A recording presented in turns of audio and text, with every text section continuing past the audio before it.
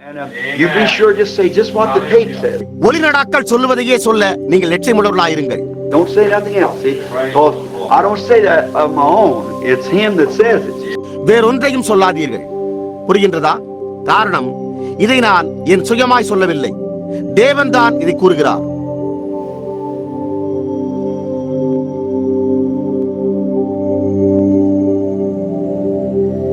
அங்கே பின்னால் உள்ள அந்த வாலிப சகோதரி சாட்சி பகர்ந்த போது அது அந்த பாடலையே வெளிப்படுத்துகிறது என்று நான் நினைக்கிறேன்.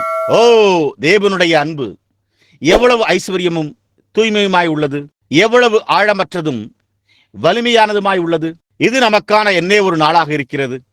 நாம் அமைதியாக இப்பொழுது நம்முடைய தலைகள் வணங்கியிருப்பதோடு ஜெபத்திற்கு முன்பாக கர்த்தரிடத்தில் அந்த பாடலை பாடுவோமாக. டெடி, நீங்கள் விரும்பினால் சற்று அந்த சிறு சுருதியை எங்களுக்கு கொடுங்கள். ஜெபத்திற்கு சற்று முன்பு நம்முடைய தலைகள் வணங்கியிருப்பதோடும் நம்முடைய கண்கள் மூடியிருப்பதோடும் நாம் அதை பாடுவோமாக.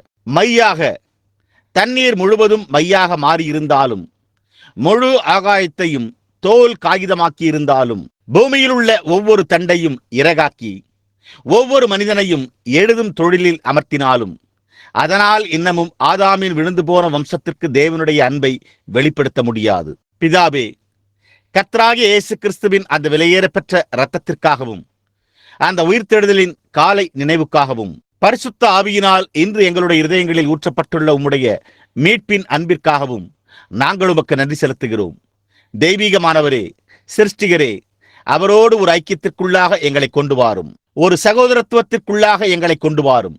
பூமியிலே அதற்கு மிஞ்சினதே இருந்ததில்லை. மறுபடியும் பிறந்த ஒரு புருஷர் மற்றும் ஸ்திரீகளின் சகோதரத்துவத்தோடு ஒப்பிடக்கூடிய எந்த விடுதியோ எந்த பொருத்தனையோ ஒருபோதும் இருக்கவே முடியாது. மேலும் என்றென்றும் பரிசுத்தவான்கள் மற்றும் தூதர்களின் கீதமுமாகவே இருக்கும்.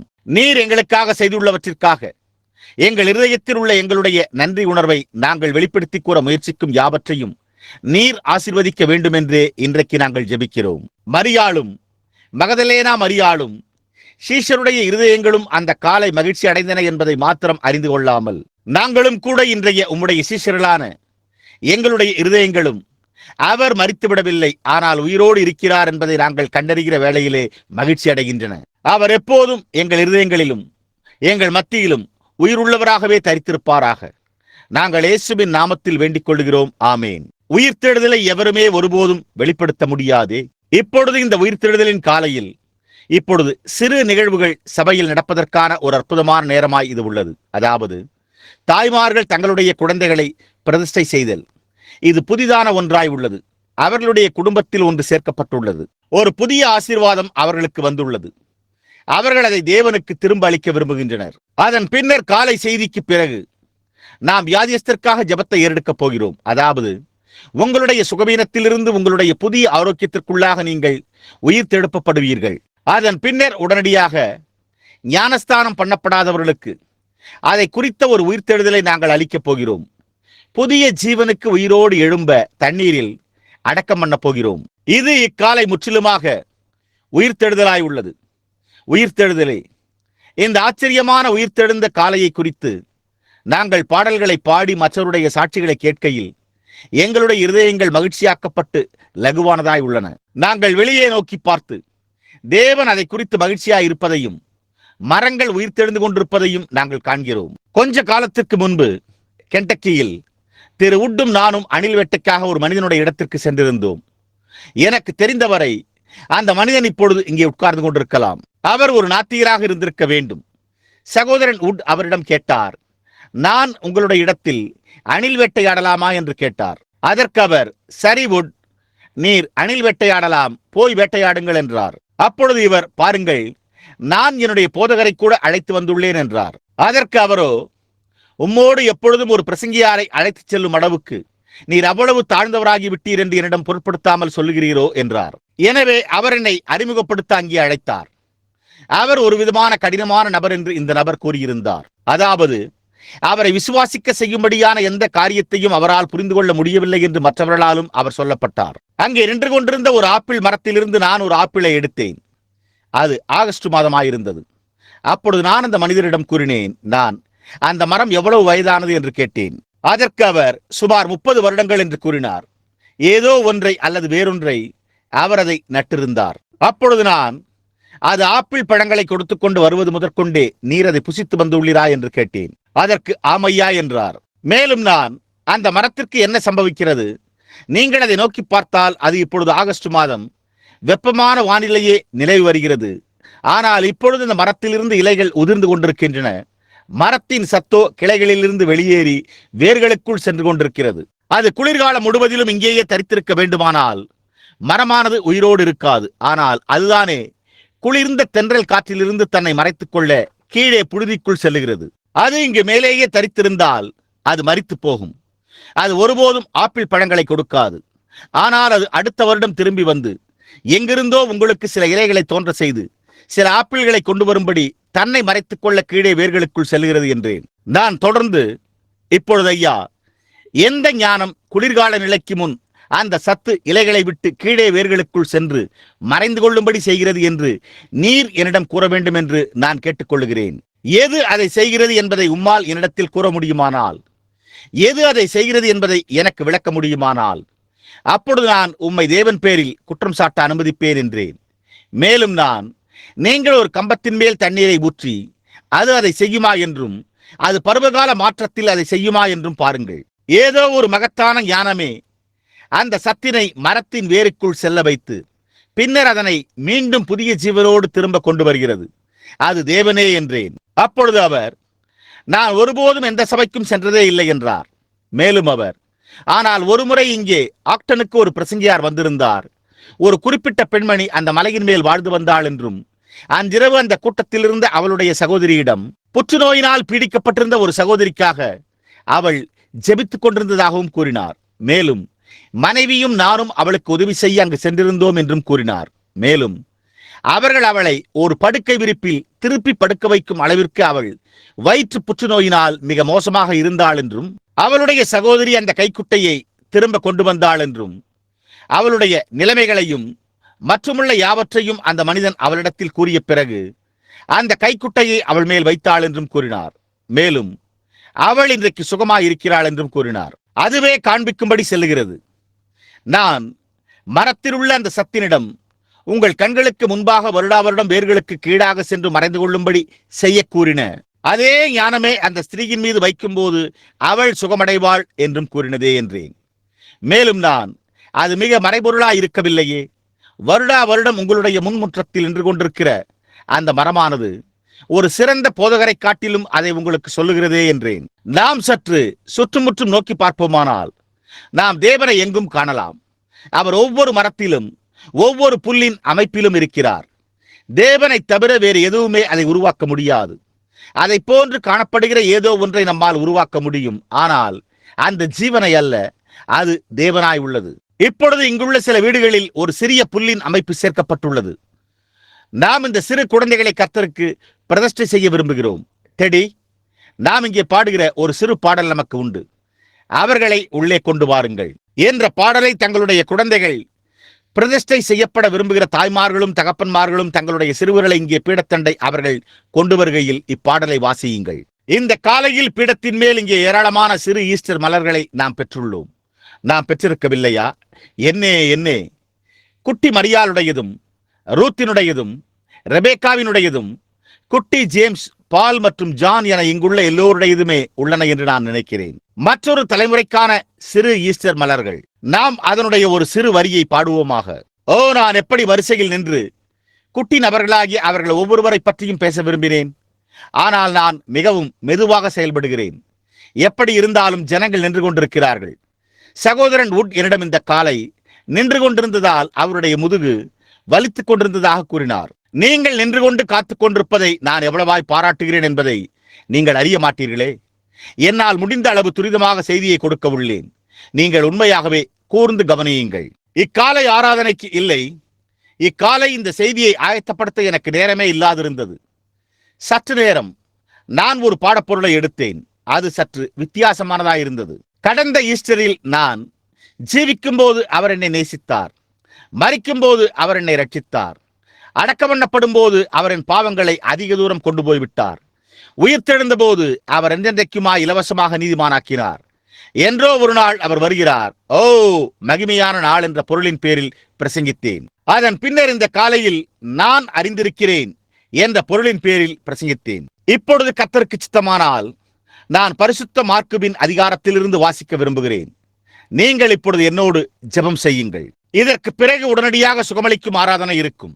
அதன் பின்னர் சுகமளிக்கும் ஆராதனைக்கு பிறகு ஞானஸ்தான ஆராதனை இருக்கும். அதன் பின்னர் ஆராதனைகள் இன்றிரவு 7:30 மணிக்கு இருக்கும். இப்பொழுது மார்க் 16. ஓய்வு நாளான பின்பு மகதலேனா மரியாளும் இயேசுவின் தாயாகிய மரியாளும் சாலோமே என்பவளும் அவருக்கு சுகந்த வர்க்கம் இடும்படி அவைகளை வாங்கிக் கொண்டு வாரத்தின் முதலாம் நாள் அதிகாலையிலே சூரியன் உதயமாகிற போது கல்லறையினிடத்தில் வந்து, கல்லறையின் வாசலில் இருக்கிற கல்லை நமக்காக எவன் புரட்டி தள்ளுவான் என்று ஒருவரோடு ஒருவர் சொல்லிக் கொண்டார்கள். அந்த கல் மிகவும் பெரிதாயிருந்தது. அவர்கள் ஏறிட்டு பார்க்கிற போது அது தள்ளப்பட்டிருக்க கண்டார்கள். அவர்கள் கல்லறைக்குள் பிரவேசித்து வெள்ளையங்கி தரித்தவனாய் வலது பக்கத்தில் உட்கார்ந்திருந்த ஒரு வாலிபனை கண்டு பயந்தார்கள். இவர்கள் அவர்களிடத்தில் கூறினார்கள். அவன் அவர்களை நோக்கி, பயப்படாதிருங்கள், சிலுவையில் அறையப்பட்ட நசரேயனாகிய இயேசுவை தேடுகிறீர்கள். அவர் உயிர்த்தெழுந்தார். அவர் இங்கே இல்லை. இதோ அவரை வைத்த இடம். நீங்கள் அவருடைய சீஷரிடத்திற்கும் பேதுருவினிடத்திற்கும் போய், உங்களுக்கு முன்னே கலிலேயாவுக்கு போகிறார், அவர் உங்களுக்கு சொன்னபடியே அங்கே அவரை காண்பீர்கள் என்று அவர்களுக்கு சொல்லுங்கள் என்றான். நடுக்கமும் திகிலும் அவர்களை பிடித்தபடியால் அவர்கள் சீக்கிரமாய் வெளியே வந்து கல்லறையை விட்டு ஓடினார்கள். அவர்கள் பயந்திருந்தபடியினால் ஒருவருக்கும் ஒன்றும் சொல்லாமற் போனார்கள். வாரத்தின் முதலாம் நாள் அதிகாலையிலே இயேசு எழுந்திருந்த பின்பு மகதலேனா மரியாளுக்கு முதல் தரிசனமானார். அவளிடத்திலிருந்து அவர் 7 பிசாசுகளை துரத்தி இருந்தார். அவள் புறப்பட்டு அவரோடு கூட இருந்தவர்கள் துக்கப்பட்டு அழுது கொண்டிருக்கையில் அவர்களிடத்தில் போய் அந்த செய்தியை அறிவித்தாள். நீங்கள் பாருங்கள், அவர்களும் கூட சாம்பல் குவியலின் மேல் இருந்தார்கள். அவர் உயிரோடு இருக்கிறார் என்றும் அவளுக்கு காணப்பட்டார் என்றும் அவர்கள் கேட்டபொழுது நம்பவில்லை. தேவனுடைய வார்த்தைகள் எவ்வளவு மறைபொருளாய் இருக்கின்றனவே. அதன் பின்பு அவர்களில் 2 பேர் ஒரு கிராமத்துக்கு நடந்து போகிற பொழுது அவர்களுக்கு மறுரூபமாய் தரிசனமானார். போய் அதை மற்றவர்களுக்கு அறிவித்தார்கள். அவர்களையும் அவர்கள் நம்பவில்லை. அதன் பின்பு 11 போஜன பந்தி இருக்கையில் அவர்களுக்கு அவர் தரிசனமாகி உயிர்த்தெழுந்திருந்த தம்மை கண்டவர்களை அவர்கள் நம்பாமற் போனது நிமித்தம் அவர்களுடைய அவிசுவாசத்தை குறித்தும் இருதய கடினத்தை குறித்தும் அவர்களை கடிந்து கொண்டார். பின்பு அவர் அவர்களை நோக்கி, நீங்கள் உலகமெங்கும் போய் சர்வ சிருஷ்டிக்கும் சுவிசேஷத்தை பிரசங்கியுங்கள். விசுவாசமுள்ளவனாகி ஞானஸ்தானம் பெற்றவன் ரட்சிக்கப்படுவான், விசுவாசியாதவனோ ஆக்கினைக்குள்ளாக தீர்க்கப்படுவான். விசுவாசிக்கிறவர்களால் நடக்கும் அடையாளங்களாவன, என் நாமத்தினாலே அவர்கள் பிசாசுகளை துரத்துவார்கள், நவமான பாஷைகளை பேசுவார்கள், சர்ப்பங்களை எடுப்பார்கள், சாவுக்கு ஏதுவான யாதொன்றை குடித்தாலும் அது அவர்களை சேதப்படுத்தாது, வியாதியஸ்தர் மேல் கைகளை வைப்பார்கள், அப்பொழுது அவர்கள் சொஸ்தமாவார்கள் என்றார். இவ்விதமாய் கர்த்தர் அவர்களுடனே பேசின பின்பு பரலோகத்துக்கு எடுத்துக் கொள்ளப்பட்டு தேவனுடைய வலது பாரசத்தில் உட்கார்ந்தார். அவர்கள் புறப்பட்டு போய் எங்கும் பிரசங்கம் பண்ணினார்கள். கர்த்தர் அவர்களுடனே கூட கிரியையை நடப்பித்து அவர்களால் நடந்த அடையாளங்களினாலே வசனத்தை உறுதிப்படுத்தினார். ஆமேன். நான் 2 வார்த்தைகளில் இருந்து ஒரு பாடப்பொருளை எடுக்க விரும்புகிறேன். போய் சொல்லுங்கள். உங்களுக்கு தெரியும், நீங்கள் சொல்வதற்கு ஏதோ ஒரு காரியத்தை பெற்றிருக்கவில்லை என்றால் அது செல்வதற்கு அதிக நன்மையை செய்கிறதில்லை. அதுவே இன்றைய அதிகமான முழு பிரச்சனையாய் இருந்து வருகிறது என்று நான் நினைக்கிறேன். நாம் சொல்ல போகிறோம், சொல்வதற்கு ஒன்றுமே இல்லாமல் நாம் செல்கிறோம். அதனால் எந்த நன்மையும் இல்லை. அதனால் ஜனங்களுக்கு எந்த உதவியும் இல்லை. ஆனால் கட்டளையை பெற்றிருந்த இந்த சீஷர்களைப் போலவே நாம் வழிமுறைகளை பின்பற்றுவோமானால் நமக்கும் அதே கட்டளை உள்ளது. நான் மரித்தோரிலிருந்து எழுந்தேன் என்று போய் என்னுடைய சீஷர்களுக்கு சொல்லுங்கள். போய் அதை சொல்லுங்கள். அதன் பின்னர் அவர் போய் அதை பிரசங்கித்து, நான் மரித்தோரிலிருந்து எழுந்து உயிரோடு இருக்கிறேன் என்ற இந்த அடையாளங்களை காண்பியுங்கள் என்று கூறுகிறார். என்னே ஒரு செய்தி! போய் சொல்லுங்கள். மேலும் போய், நான் மரித்து விடவில்லை, ஆனால் மரித்தோரிலிருந்து உயிர் தெழுந்து விட்டேன் என்று நீங்கள் கண்டிருக்கிற இந்த காரியங்களை என்னுடைய சீஷர்களுக்கு காண்பியுங்கள். இந்த காலை செய்தியில் நாம் ஒவ்வொருவருக்கும் ஒரு சிறிய சாம்பல் குவியல் தொல்லைகள் மற்றும் சோதனைகள் இருப்பதைக் கண்டு அதன் பேரில் நாம் அமர்ந்து கொஞ்ச காலமாக ஆறுதலுக்காக காத்திருக்கிறோம். மகத்தான கோத்திர பிதாவாகிய யோபுக்கு ஒரு தரிசனம் உண்டானது என்பதை நாம் கண்டறிந்தோம். ஏனென்றால் அவர்களுக்கு அதுவரையிலும் ஈஸ்டர் இல்லாதிருந்தது. ஆனால் 4000 ஆண்டுகளுக்கு முன்பே இந்த காலையை கண்டான். அவன் 4000 ஆண்டுகளுக்கு முன்பே தன்னுடைய துன்பத்தில் ஈஸ்டரை கண்டு என் மீட்பர் உயிரோடு இருக்கிறார் என்றும் கடைசி நாளில் பூமியின் மேல் நிற்பார் என்றும் நான் அறிந்திருக்கிறேன். இந்த என் தோல் முதலானவை அழுகி போன பின்பு நான் என் மாம்சத்திலிருந்து தேவனை பார்ப்பேன் என்று கூச்சலிட்டான். இப்பொழுது ஈஸ்டருக்கு பிறகு போய் சொல்லுங்கள். நீங்கள் சொன்னால் இது உங்களை பின்தொடரும். போய் சொல்லுங்கள் என்ற ஒரு கட்டளையை தேவன் மனிதனுக்கு கொடுத்தார் என்பதை நாம் கண்டிருக்கிறோம். இப்பொழுது நான் கூறியுள்ளது போல நீங்கள் போய் சொல்வதற்கு எதையாவது பெற்றிருந்தால் ஒழிய அது எந்த நன்மையையும் செய்கிறதில்லை. நீங்கள் சொல்லும்படிக்கு தவறான செய்தியை பெற்றிருந்தால் அப்பொழுது அது எந்த நன்மையையும் செய்யாது. நீங்கள் சொல்லும்படி ரகசியம் என்ன என்பதை அறிந்திருக்க வேண்டும். கொஞ்சம் காலத்திற்கு முன்னர் ஒரு போட்டியில் ஈடுபட்டிருந்த ஒரு சிறு பையனை குறித்து ஒரு புத்தகத்தில் வாசித்துக் கொண்டிருந்தேன். இந்த போட்டியில் அவன் தனக்கு ஒரு புகழ்வாய்ந்த பெயரை உருவாக்கிக் கொள்ளவிருந்தான். இந்த சிறு பையனும் அவன் ஒரு குறிப்பிட்ட இடத்தை சென்றடையும் வரை அந்த கடவுச்சொல்லை தன்னுடைய சிந்தையில் வைத்திருந்து அவன் இந்த கடவுச்சொல்லை கூறுவானானால் அப்பொழுது அந்த வாயிற்காப்போன் அவனை அதனூடாக செல்ல அனுமதிப்பார். அது குழந்தையின் நுண்ணறிவை சோதிக்கும்படியானதாயிருந்தது. அவன் அந்த இடத்தை அடைந்தவுடன் அவனுக்கு கொடுக்கப்பட்ட கடவுச்சொற்களை கூற அந்த வாசல் திறக்க அவன் ஒரு மகத்தான கனத்தை பெற்றுக் கொள்வான். மிக வேகமாக ஓடக்கூடியவனாய் இருந்த ஒரு சிறு பையன் போட்டியில் இருந்த மற்ற எல்லா பையன்களை காட்டிலும் அவனால் நன்றாக வேகமாக ஓட முடியும் என்பதை நன்கு அறிந்திருந்தான். அல்லது அவனால் முடியும் என்றே அவன் எண்ணினான். அவன் நாளுக்கு நாள் ஓடி பயிற்சி எடுத்துக் கொண்டான். அவனுடைய சிறு நுரையீரல்கள் எப்படி அவனுக்கு துடித்தாலும் அவன் ஓடும்போது களைப்படையாதபடிக்கு அவன் தனது சரீரத்தை சீராக வைத்திருந்தான். அவன் தன்னுடைய கால்களையும் மற்ற பையன்களை காட்டிலும் தன்னுடைய தலையை எவ்வாறு முன்னோக்கி வைத்து ஓடத் துவங்க வேண்டும் என்றும் அவன் பயிற்சி எடுத்தான். அவன் தன்னுடைய ஓட்ட நேரத்தில் எவ்வாறு சுவாசிக்க வேண்டும் என்பதையும் அவனுடைய இருதயம் மெதுவாக செயல்படாதபடிக்கு அவனை உந்தித் தள்ள தன்னுடைய சரீரத்தில் அவனுக்கு உண்டான பிராணவாயுவை எப்படி அடக்கிக் கொள்வது என்பதையும் அவன் அறிந்திருந்தான். அவன் அதை தன்னால் முடிந்த ஒவ்வொரு கோணத்திலிருந்தும் ஆய்ந்து பார்த்தான். போட்டியோ காலையில் துவங்கியது. ஒரு குறிப்பிட்ட வயதில் 150க்கும் மேற்பட்ட சிறு பையன்கள் வரிசையில் இருந்தனர். இந்த சிறு பையனோ தன்னுடைய வயதிற்கேற்ப ஒரு நல்ல தேக அமைப்புடையவனாயிருந்தான். அவன் தன்னுடைய பயிற்சி எல்லாவற்றையும் நினைவுபடுத்திக் கொண்டான். அவன் ஆயத்தமாயிருந்தான். அவர்கள் வரிசையில் நின்று தங்களுடைய சிறிய முகங்களை அந்த கயிற்றுக்கு நேராக நீட்டினர். அவர்களுடைய சிறிய மூக்குகள் அதை எதிர்நோக்கியவாறு இருந்தன. அதனுடைய விதிமுறைகள் எல்லாவற்றையும் அவன் ஆய்ந்து படித்து தன்னை ஆயத்தப்படுத்திக் கொண்டான். அப்பொழுது துப்பாக்கி சுடப்பட, வரிசை கலைக்கப்பட சிறு பையன்கள் முன்னோக்கி ஓடினர்.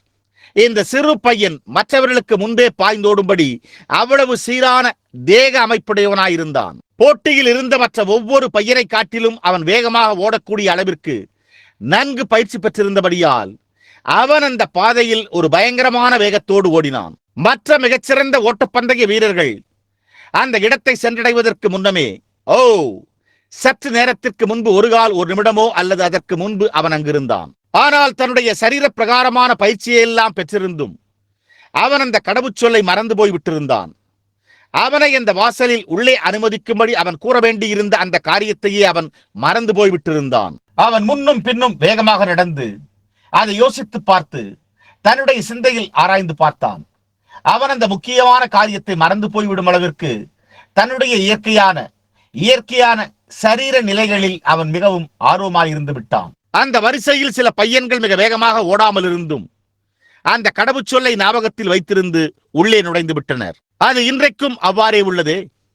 நாம் பெரிய ஆலய கட்டடங்களிலும் சபைகளிலும் மற்றும் கட்டடங்கள் போன்றவைகளிலுமே மிகவும் ஆர்வம் கொண்டுள்ளோம். மேலும் நம்முடைய சபைகளை நல்ல சீரான முறையில் வைத்திருக்கவும் அருமையான கட்டிடங்கள், நல்ல பட்டு இருக்கைகள் மற்றும் அருமையான இசைப்பேழைகளை கொண்டு சீரான முறையில் வைத்திருக்கவே மிகவும் ஆர்வம் கொண்டுள்ளோம்.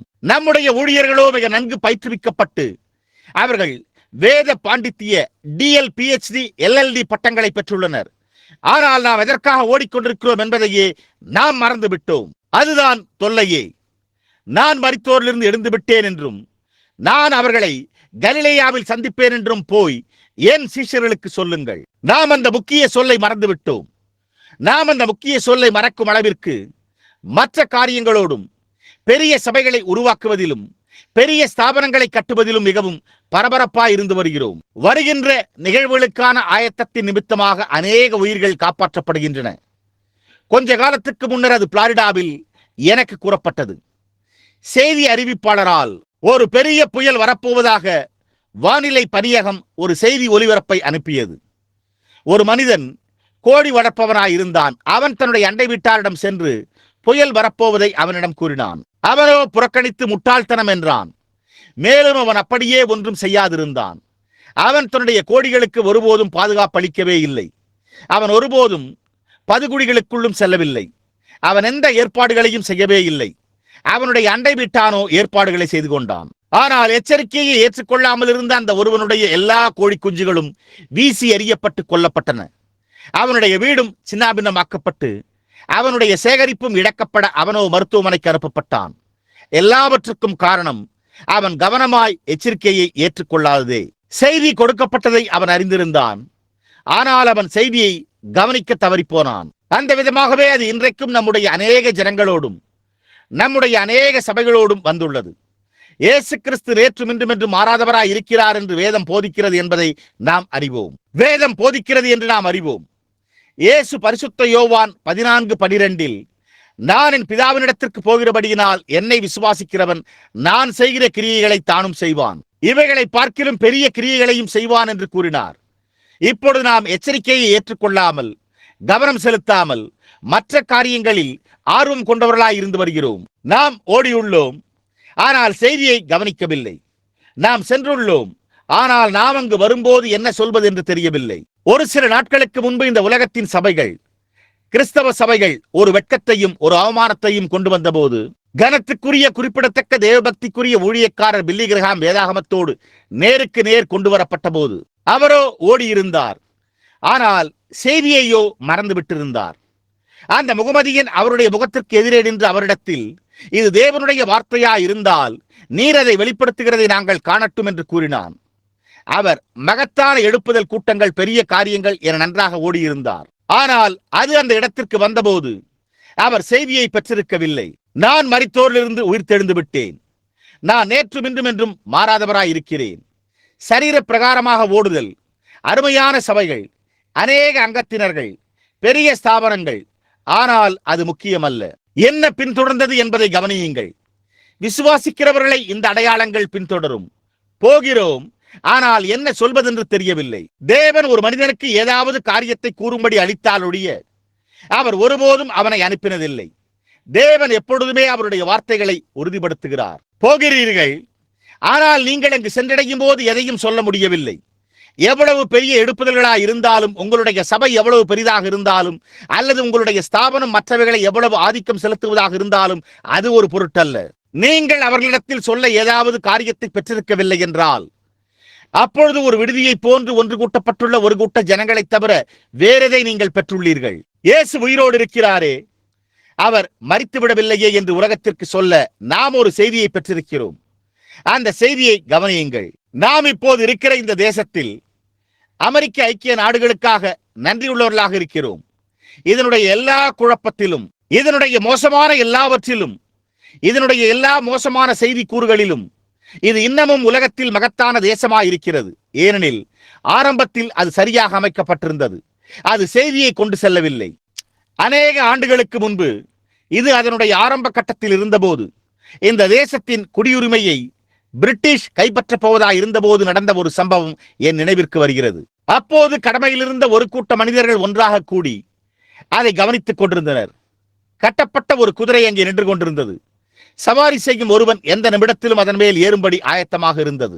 அவனுக்கு முதலில் கிடைத்தது பிரிட்டிஷ் வந்து கொண்டிருந்தது என்பதற்கான ஒரு அடையாளமாகும். முதலாவதாக அவன் தன்னுடைய கால்களை அகலமாக்கி குதிரையின் மீது ஏறினான். அவன் தன்னுடைய குதிரையை தூண்டுவதனால் என்ன நன்மை? குதிரையை அடித்த அந்த சபையிலிருந்து பாஸ்டனுக்கு தன்னுடைய வழியில் செல்ல முயற்சிப்பதனால் அவனுக்கு என்ன நன்மை? ஜனங்களுக்கு சொல்வதற்கு ஒரு செய்தி அவனிடம் இல்லை என்றால் அது அவனுக்கு என்ன நன்மையை செய்திருக்கும்? அவர்கள் எப்படி தங்களை ஆயத்தப்படுத்திக் கொள்வதென்று அறிந்திருப்பார்கள். நம்முடைய நவீன பால் ரிவர் நன்றாக ஓடியுள்ளார், ஆனால் அவர்கள் ஓடிக்கொண்டே இருக்கின்றனர். செய்தியோ இல்லை. இங்கு வேலையோ வந்துவிட்டது, ஒரு நெருக்கடி வந்துவிட்டது, உலக முடிவிலேயே இருக்கிறது. சபைகள் தங்களுடைய உச்சகட்டத்தை சந்தித்துள்ளன, தேசங்கள் தங்களுடைய உச்சகட்டத்தை சந்தித்துள்ளன, மானிட ஜீவியம் அதனுடைய உச்சகட்டத்தை சந்தித்துள்ளது, விஞ்ஞானம் அதனுடைய உச்சகட்டத்தை சந்தித்துள்ளது. நாம் ஒருங்கிணைந்து பெரிய சபைகளை உருவாக்கி நம்முடைய பிரசங்கிமார்களை மெருகேற்றி சரீர பிரகாரமாக அவர்களை ஒன்று சேர்த்துள்ளோம். அவர்களுக்கு தங்களுடைய வினைச்சொற்களை வினையுறு சொற்களை எவ்வாறு பயன்படுத்துவது என்றும் அவைகளின் ஒலிகள் மற்றும் அவற்றின் எல்லா உயிரெழுத்துக்களையும் உளவியலில் உள்ள ஒவ்வொரு காரியத்தையும் ஜனங்களிடம் தொடர்பு கொள்வதற்கும் அவர்கள் அறிந்திருக்கிறார்கள். ஆனால் இயேசுவானவர் கூறியது அதுவல்லவே. என் நாமத்தினாலே பிசாசுகளை துரத்துவார்கள், நவமான பாஷைகளை பேசுவார்கள், சாவுக்கேதுவான ஒரு சர்ப்பம் அவர்களை கடித்தால் அது அவர்களை சேதப்படுத்தாது, வியாதியஸ்தர் மேல் கைகளை வைப்பார்கள், அப்பொழுது அவர்கள் சொஸ்தமாவார்கள். எதையாவது சொல்ல ஒரு செய்தியோடு கூடிய ஒரு செய்தியாளனே உலகத்திற்கு தேவைப்படுகிறது.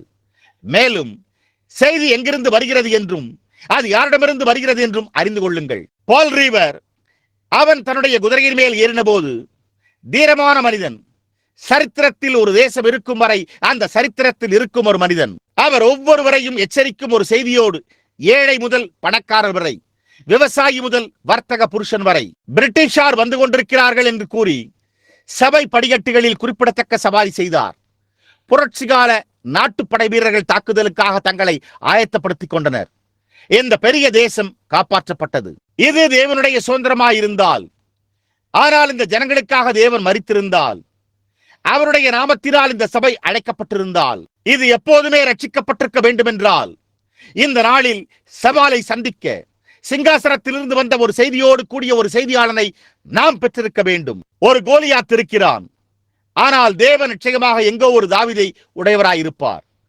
நாம் அந்த தொடர்பை சந்திக்க வேண்டும், நாம் பெற்றிருக்க வேண்டும், நாம் ஒரு செய்தியை பெற்றிருக்க வேண்டும். நாம் போய்கொண்டே இருக்கிறோம், ஆனால் சொல்வதற்கு ஒன்றுமே இல்லை. இயேசு கிறிஸ்து தேவனுடைய குமாரன் என்பதை மறுதலிக்கும் ஜனங்களிடம் அல்லது ஒரு தேசத்திலுள்ள ஒரு இடத்திற்கு நாம் வந்து இன்றைய நம்முடைய பெரும்பாலான சவாலிடும் ஊழியர்களுக்கு முன்பாக நிற்கும் போது அது இதை நிரூபிக்கிறது. அதன் பின்னர் நம்முடைய பெரிய சபை சங்கத்தில் சுமார் 30 கம்யூனிஸ்டுகள் 20 அல்லது 30 வருடங்களாக கம்யூனிச செய்தித்தாள்களை கொண்டு வருகிறார்கள். அவர்கள் நம்முடைய ஐக்கிய நாடுகளின் சபைகளில் உள்ள கம்யூனிச குழுவின் அங்கத்தினர்களாக இருக்கிறார்கள். நாம் என்ன செய்ய முடியும்? அவர்கள் ஒரு செய்தி இல்லாமல் ஓடி இருக்கிறார்கள் என்பதையே அது காண்பிக்கிறது. தேசத்தின் பிறப்புரிமைகளை விற்கின்றனர், வழக்கமான சபையின் பிறப்புரிமைகளையும் விற்கின்றனர். இவை யாவும் ஒரு பல பரீட்சைக்கு வர வேண்டும். இது செய்தியை விசுவாசித்த அந்த சிறு சபை என்ற இடத்திற்கு வந்து இரு கால்களிலும் நின்று அவர்களுடைய கண்களால் சிலுவையை மையமாக கொண்டிருக்க, அவர்களுடைய இருதயத்தில் இயேசு கிறிஸ்துவின் உயிர்த்தெழுதல் எரிந்து கொண்டிருக்குமே, அது தேசங்கள் அதை அடையாளம் கண்டுகொள்ள வேண்டிய ஒரு இடத்திற்கு வந்துள்ளது. இது ஒரு பல பரீட்சையாய் உள்ளது. சபைகள் அவ்வாறு இருப்பதில் வியப்பொன்றுமில்லை. சபைகளின் சங்கம் அது கம்யூனிசத்தோடு தேன்கூடு போராயிருக்கும் போது அவர்களால் இயற்கைக்கு மேம்பட்டதை விசுவாசிக்க முடியவில்லை என்பதில் வியப்பொன்றுமில்லை. அவர்களால் தெய்வீக சுகமளித்தலை விசுவாசிக்க முடியவில்லை என்பதில் வியப்பொன்றுமில்லை. அவர்களுடைய இருதயத்தில் அவர்கள் எந்த செய்தியையுமே பெற்றிருக்கவில்லை. அவர்கள் எவ்வளவுதான் கடினமாக ஓடிக்கொண்டிருந்தாலும் அது ஒரு பொருட்டல்ல. பரிசுத்த ஆவி ஒரு மனிதனுடைய இருதயத்திற்குள் வருமேயானால் இயேசு கிறிஸ்து மரித்தோரிலிருந்து உயிர்த்தெழுந்து விட்டார் என்று அவன் விசுவாசிப்பான். செய்ய வேண்டியதை, அவர் வந்து செய்ய விரும்புவதை செய்ய, மனுஷனுடைய ஜீவியத்தினுடாக தேவனுடைய சித்தத்தை செய்ய அவர் அவருக்குள் உயிரோடு இருக்கிறார். ஆனால் தொல்லையோ, நாம் ஓடுகிறோம், நாம் ஒரு செய்தி இல்லாமல் செல்கிறோம், நாம் வேத சாஸ்திரத்தோடு செல்லுகிறோம், வேத வாக்கியங்களுக்கு ஒரு விதமான சபை வியாக்கியானத்தோடு செல்லுகிறோம். நாம் உயிர்த்தெழுதலோடு செல்ல வேண்டுமே. நான் ஒரு புதிய சபையை ஸ்தாபிப்பேன் என்று போய் என் சீசர்களுக்கு சொல்லுங்கள் என்பதா? இல்லை ஐயா, நான் உயிர்த்தெழுவேன் என்று நான் சொன்னபடியே நான் மரித்தோரிலிருந்து உயிர்த்தெழுந்து விட்டேன் என்று போய் என் சீசர்களுக்கு சொல்லுங்கள். இயேசு மரித்து போய்விடவில்லை என்பதே இந்த காலை சபைக்கான செய்தியாக உள்ளது. அவர் உயிரோடு இருக்கிறார். அவர் எப்போதும் இருந்தது போலவே இன்றைக்கு மகத்தான மற்றும் வல்லமையுள்ளவராக இருக்கிறார். நாம் ஆயத்தமாக அநேக எச்சரிப்புகளின் செய்திகளை பெற்று வந்துள்ளோம். பால் ரிவர், மற்ற மகத்தான மனிதர், மகத்தான ஆயுதங்கள் மற்றும் புயல்கள், இன்னும் மற்ற காரியங்கள். அதன் பின்னர் தேவன் ஒரு ஆறுதலின் செய்தியை கூட அனுப்புகிறார். இது ஒரு ஆறுதலின் செய்தியாக இருந்தது. கொஞ்ச காலத்திற்கு முன்னர் அவர்கள் தெற்கில் அடிமைத்தனத்தை உடையவராய் இருந்தபோது தென்னாப்பிரிக்க டச்சுக்காரர்கள் தென்னாப்பிரிக்காவில் இருந்து அங்கு பிறந்தவர்களை கொண்டு வந்தனர். இன்றைக்கு நாமோ அவர்களை கருப்பு நிற மனிதன் என்று அழைக்கிறோம். அவர்கள் இவர்களை கொண்டு வந்து தென்னாப்பிரிக்காவில் உள்ள இவர்களை அடிமையிலாக அமெரிக்கர்களுக்கு விற்று விடுவார்கள். இன்றைக்கு ஆப்பிரிக்காவில் இதை குறித்து பெரும் எழுச்சி, படுகொலைகள் முதலானவை நடந்து கொண்டிருக்கின்றன. அவர்கள் தங்களுடைய சுதந்திரத்திற்காக சண்டையிட்டுக் கொண்டிருக்கிறார்கள். அதற்காக சண்டையிடுவதற்கு அவர்களுக்கு ஒரு உரிமை உண்டு. தேவன் மனிதனை உண்டாக்கினார், மனிதன் அடிமைகளை உண்டாக்கினான். இது ஒருபோதும் நோக்கமாயிருந்ததில்லை. சில ஆண்டுகளுக்கு முன்பு நான் ஒரு பெரிய அரங்கத்தில், சரியாக கூறினால் ஒரு பெரிய அருங்காட்சியகத்தில் இருந்தேன். நான் சுற்றி நடந்து கொண்டே பல்வேறுபட்ட புகைப்படங்களையும் மற்ற காரியங்களையும் பார்த்துக் கொண்டிருந்தேன். ஏனென்றால் நான் கலையை ரசிக்கிறேன். தேவன் கலையில் இருக்கிறார் என்று நான் நினைக்கிறேன். நான் மேலே நடந்தேன். அங்கே ஒரு வயோதிக கருப்பரின மனிதன், அவர் உண்மையாகவே வயோதிகராய் அவருடைய தோள்பட்டைகள் தொங்கினவராய் இருப்பதை நான் கவனித்தேன். அவருடைய தலையின் பின்புற ஓரத்தில் பின்பக்கமாக சிறு விளிம்பு போல கொஞ்சம் முடி இருந்தது. அவர் தன்னுடைய தொப்பியை அணிந்திருந்தார். அவர் சுற்றி நடந்து வந்து கொண்டே அதற்குள்ளே இருந்த ஒரு காரியத்தை அந்த விதமான முறையில் சுற்றி பார்த்தார். அவர் அந்த அருங்காட்சியகத்தில் ஏதோ ஒரு காரியத்தை கவனித்துக் கொண்டு அல்லது தேடிக்கொண்டிருப்பது போல இருந்தது. நான் பின்னால் நின்று சற்று நேரம் அவரை கவனித்தேன். சிறிது நேரம் கழித்து அவர் அங்கிருந்த ஒரு குறிப்பிட்ட சிறு பெட்டியண்டை அங்கே வந்தார். அவர் அதற்குள் நோக்கி பார்த்தார். அப்பொழுது அவர் திடுக்கிட, அவருடைய கண்களோ பிரகாசம் அடைந்தன. அவர் அந்த பெட்டியினிடத்தில் இருந்து ஒரு நிமிடம் பின்னாக குதித்து தன்னுடைய சிறு மூடி போன்ற தொப்பியை கழற்றி அதை தன் கையிலே வைத்துக் கொண்டார். நான் அவரை கவனித்தேன். அந்த வயோதிக கருப்பு நிறத்தவர் தன்னுடைய தலையை தாழ்த்தின போது கண்ணீர் அவருடைய கன்னங்களில் இருந்து வடிய தொடங்கியது. நான் சற்று நேரம் அவரை ஆச்சரியத்துடன் கவனித்தேன். அப்பொழுது நான் எதை குறித்த அந்த வயோதிக நபர் அவ்வளவு உணர்ச்சி வசப்பட்டார் என்பதை நான் கண்டறிவேன் என்று எண்ணினேன். நான் இந்த பக்கமாக சுற்றி நடந்து சென்றேன். அப்போது அங்கே உள்ளே ஒரு ஆடை வைக்கப்பட்டிருந்தது போன்று எனக்கு தோன்றியது. மேலும் அவர் அங்கே நின்று கொண்டிருந்ததை நான் நோக்கி பார்த்தேன். நான் அங்கு நடந்து சென்று, மாமா, நீங்கள் எப்படி இருக்கிறீர்கள் என்று நான் கேட்டேன். அதற்கு அவர், ஐயா, நீங்கள் எப்படி இருக்கிறீர்கள் என்றார். அப்பொழுது நான் ஒரு ஊழியக்காரன். இந்த இடத்திலே நீங்கள் ஜெபம் செய்வதை கண்டு நான் ஆச்சரியப்பட்டேன் என்றேன். நீங்கள் ஒரு கிறிஸ்தவராய் இருக்கிறீர்கள் என்று நான் நினைக்கிறேன் என்றேன். அதற்கு அவர், ஐயா, நான் கிறிஸ்தவன் தான் என்றார். மேலும் நான் உங்களை அவ்வளவு உணர்ச்சி வசப்பட வைத்தது எது என்று கேட்டேன். அப்பொழுது அவர், இங்கே வாருங்கள் என்றார். நான் அந்த வயோதிக நபரிடத்திற்கு அங்கே நடந்து சென்றேன். அப்பொழுது அவர், நீங்கள் அந்த ஆடையை பார்க்கிறீர்களா என்று கேட்டார். அதற்கு நான் ஆமையா என்றேன். அப்பொழுது அவர், அங்குள்ள அந்த கரையை நீங்கள் பார்க்கிறீர்களா என்று கேட்டார். அதற்கு நான் ஆமையா என்றேன். அவர், உங்கள் கரத்தை என் பக்கத்தில் இங்கு வையுங்கள் என்றேன். அப்பொழுது நான் அந்த சொரசொரப்பான பகுதி என்ன என்றேன். அப்பொழுது அவர், ஒரு நாள் ஒரு அடிமைப்பட்டை கசையடி அங்கே சுற்றிலும் அடிக்கப்பட்டது. மேலும் அது ஆபிரகாம் லிங்கனுடைய இரத்தமாய் உள்ளது என்றார். மேலும் அவர், அவருடைய இரத்தமே என்னிடத்தில் இருந்து அந்த அடிமை பட்டையை எடுத்து போட்டது என்று கூறிவிட்டு, அது உங்களையும் கூட உணர்ச்சி வசப்பட செய்யவில்லையா என்று கேட்டார். நான் அங்கே ஆச்சரியத்தோடு நின்றேன். அப்பொழுது நான், ஆபிரகாம் லிங்கனுடைய இரத்தம் ஒரு அடிமையினிடத்திலிருந்து ஒரு அடிமைப்பட்டை எடுத்து போட்டதற்காக அவனை உணர்ச்சி வசப்பட செய்யுமானால், குடிப்பழக்கத்திற்கு ஒரு அடிமையாயிருந்த இங்குள்ள ரோசல்லா போன்ற ஜனங்களுக்கு இயேசு கிறிஸ்துவின் ரத்தம் என்ன செய்ய வேண்டும்? மரித்துக் கொண்டிருந்த பரிதபிக்கத்தக்க ஒரு இளைஞனான எனக்கு என்ன செய்ய வேண்டும் என்று எண்ணினேன். அவரின் இருதயத்திலிருந்து பாவத்தின் அடிமைப்பட்டை எடுத்து போட்டார். அது ஒரு மனிதனை உணர்ச்சி வசப்பட செய்ய வேண்டியதில்லையா? அது அவனை வித்தியாசமாக உணரச் செய்ய வேண்டும் அல்லவா? அவர் அதை குறித்து எண்ணி பார்க்கும் போது அது அவனுக்கு பயபக்தியை உண்டாக்க வேண்டும் அல்லவா? ஏசு அந்த மரத்திலே உங்களுடைய ஜீவனை விட்டுக் கொண்டார் என்பதை அறிந்து உங்களுடைய தலைகளை வணங்காமல் உங்களால் ஒரு மரத்தை பார்க்க முடியாது. நாம் தொடர்ந்து பார்க்கையில் சற்று நேரம் அடிமைகளோடு நம்முடைய சிந்தனையையும் பார்ப்போம். ஒரு பிரகடனம் இருந்தது. ஒரு குறிப்பிட்ட நாளிலிருந்து அடிமைகள் சுதந்திரமாக இருக்கப் போகிறார்கள் என்று விடுதலையின் பிரகடனம் கையொப்பமிடப்பட்டது. உங்களுக்கு தெரியாது, நீங்கள் ஒருபோதும் கிறிஸ்துவை சந்தித்திருக்கவில்லை என்றால் அந்த அடிமைகள் என்பதற்கு என்ன அர்த்தம் என்பதை நீங்கள் ஒருபோதும் அறியவே மாட்டீர்கள்.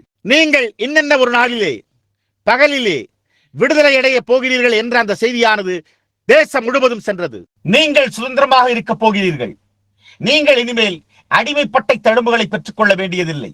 நீங்கள் இனிமேல் சவுக்கடிகளையே பெற மாட்டீர்கள். ஆனால் நீங்கள் விடுதலையாய் இருக்கிறீர்கள். இந்த பெரிய ஐக்கிய நாடுகளின் ஒரு குடிமகனாக இருக்கிறீர்கள். ஒரு குறிப்பிட்ட காலை பகல் வெளிச்சத்திற்கு பிறகு நீங்கள் ஒருபோதும் ஒரு அடிமை அல்ல. பெரிய எதிர்பார்ப்புகளுடன் அவர்கள் காத்திருந்தனர். பாவியால் அதை மாத்திரம் புரிந்து கொள்ள முடிந்தால் நலமாயிருக்குமே. பாவியால் உண்மையான சுவிசேஷத்தை மாத்திரம் கேட்க முடிந்தால் நலமாயிருக்குமே. ஒரு சபையில் சேர்ந்து கொள்வதல்ல, ஆனால் நீங்கள் பாவத்திலிருந்து விடுதலையாக முடியும் என்றும் நீங்கள் உங்களுடைய சுகவீனத்திலிருந்து விடுபட முடியும் என்ற சுவிசேஷ பிரசங்கத்தை கேட்பதனாலே ஆகும்.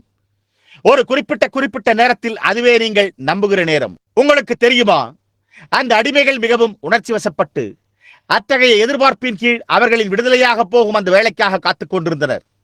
அவர்கள் ஒரு மலையின் கீழே கூடி வந்தனர் என்று அவர்கள் என்னிடம் கூறுகிறார்கள். தாய்மார்களும் சிறு பிள்ளைகளும் மற்றும் வயோதிகர் சிலரும் ஒன்று கூடினர்.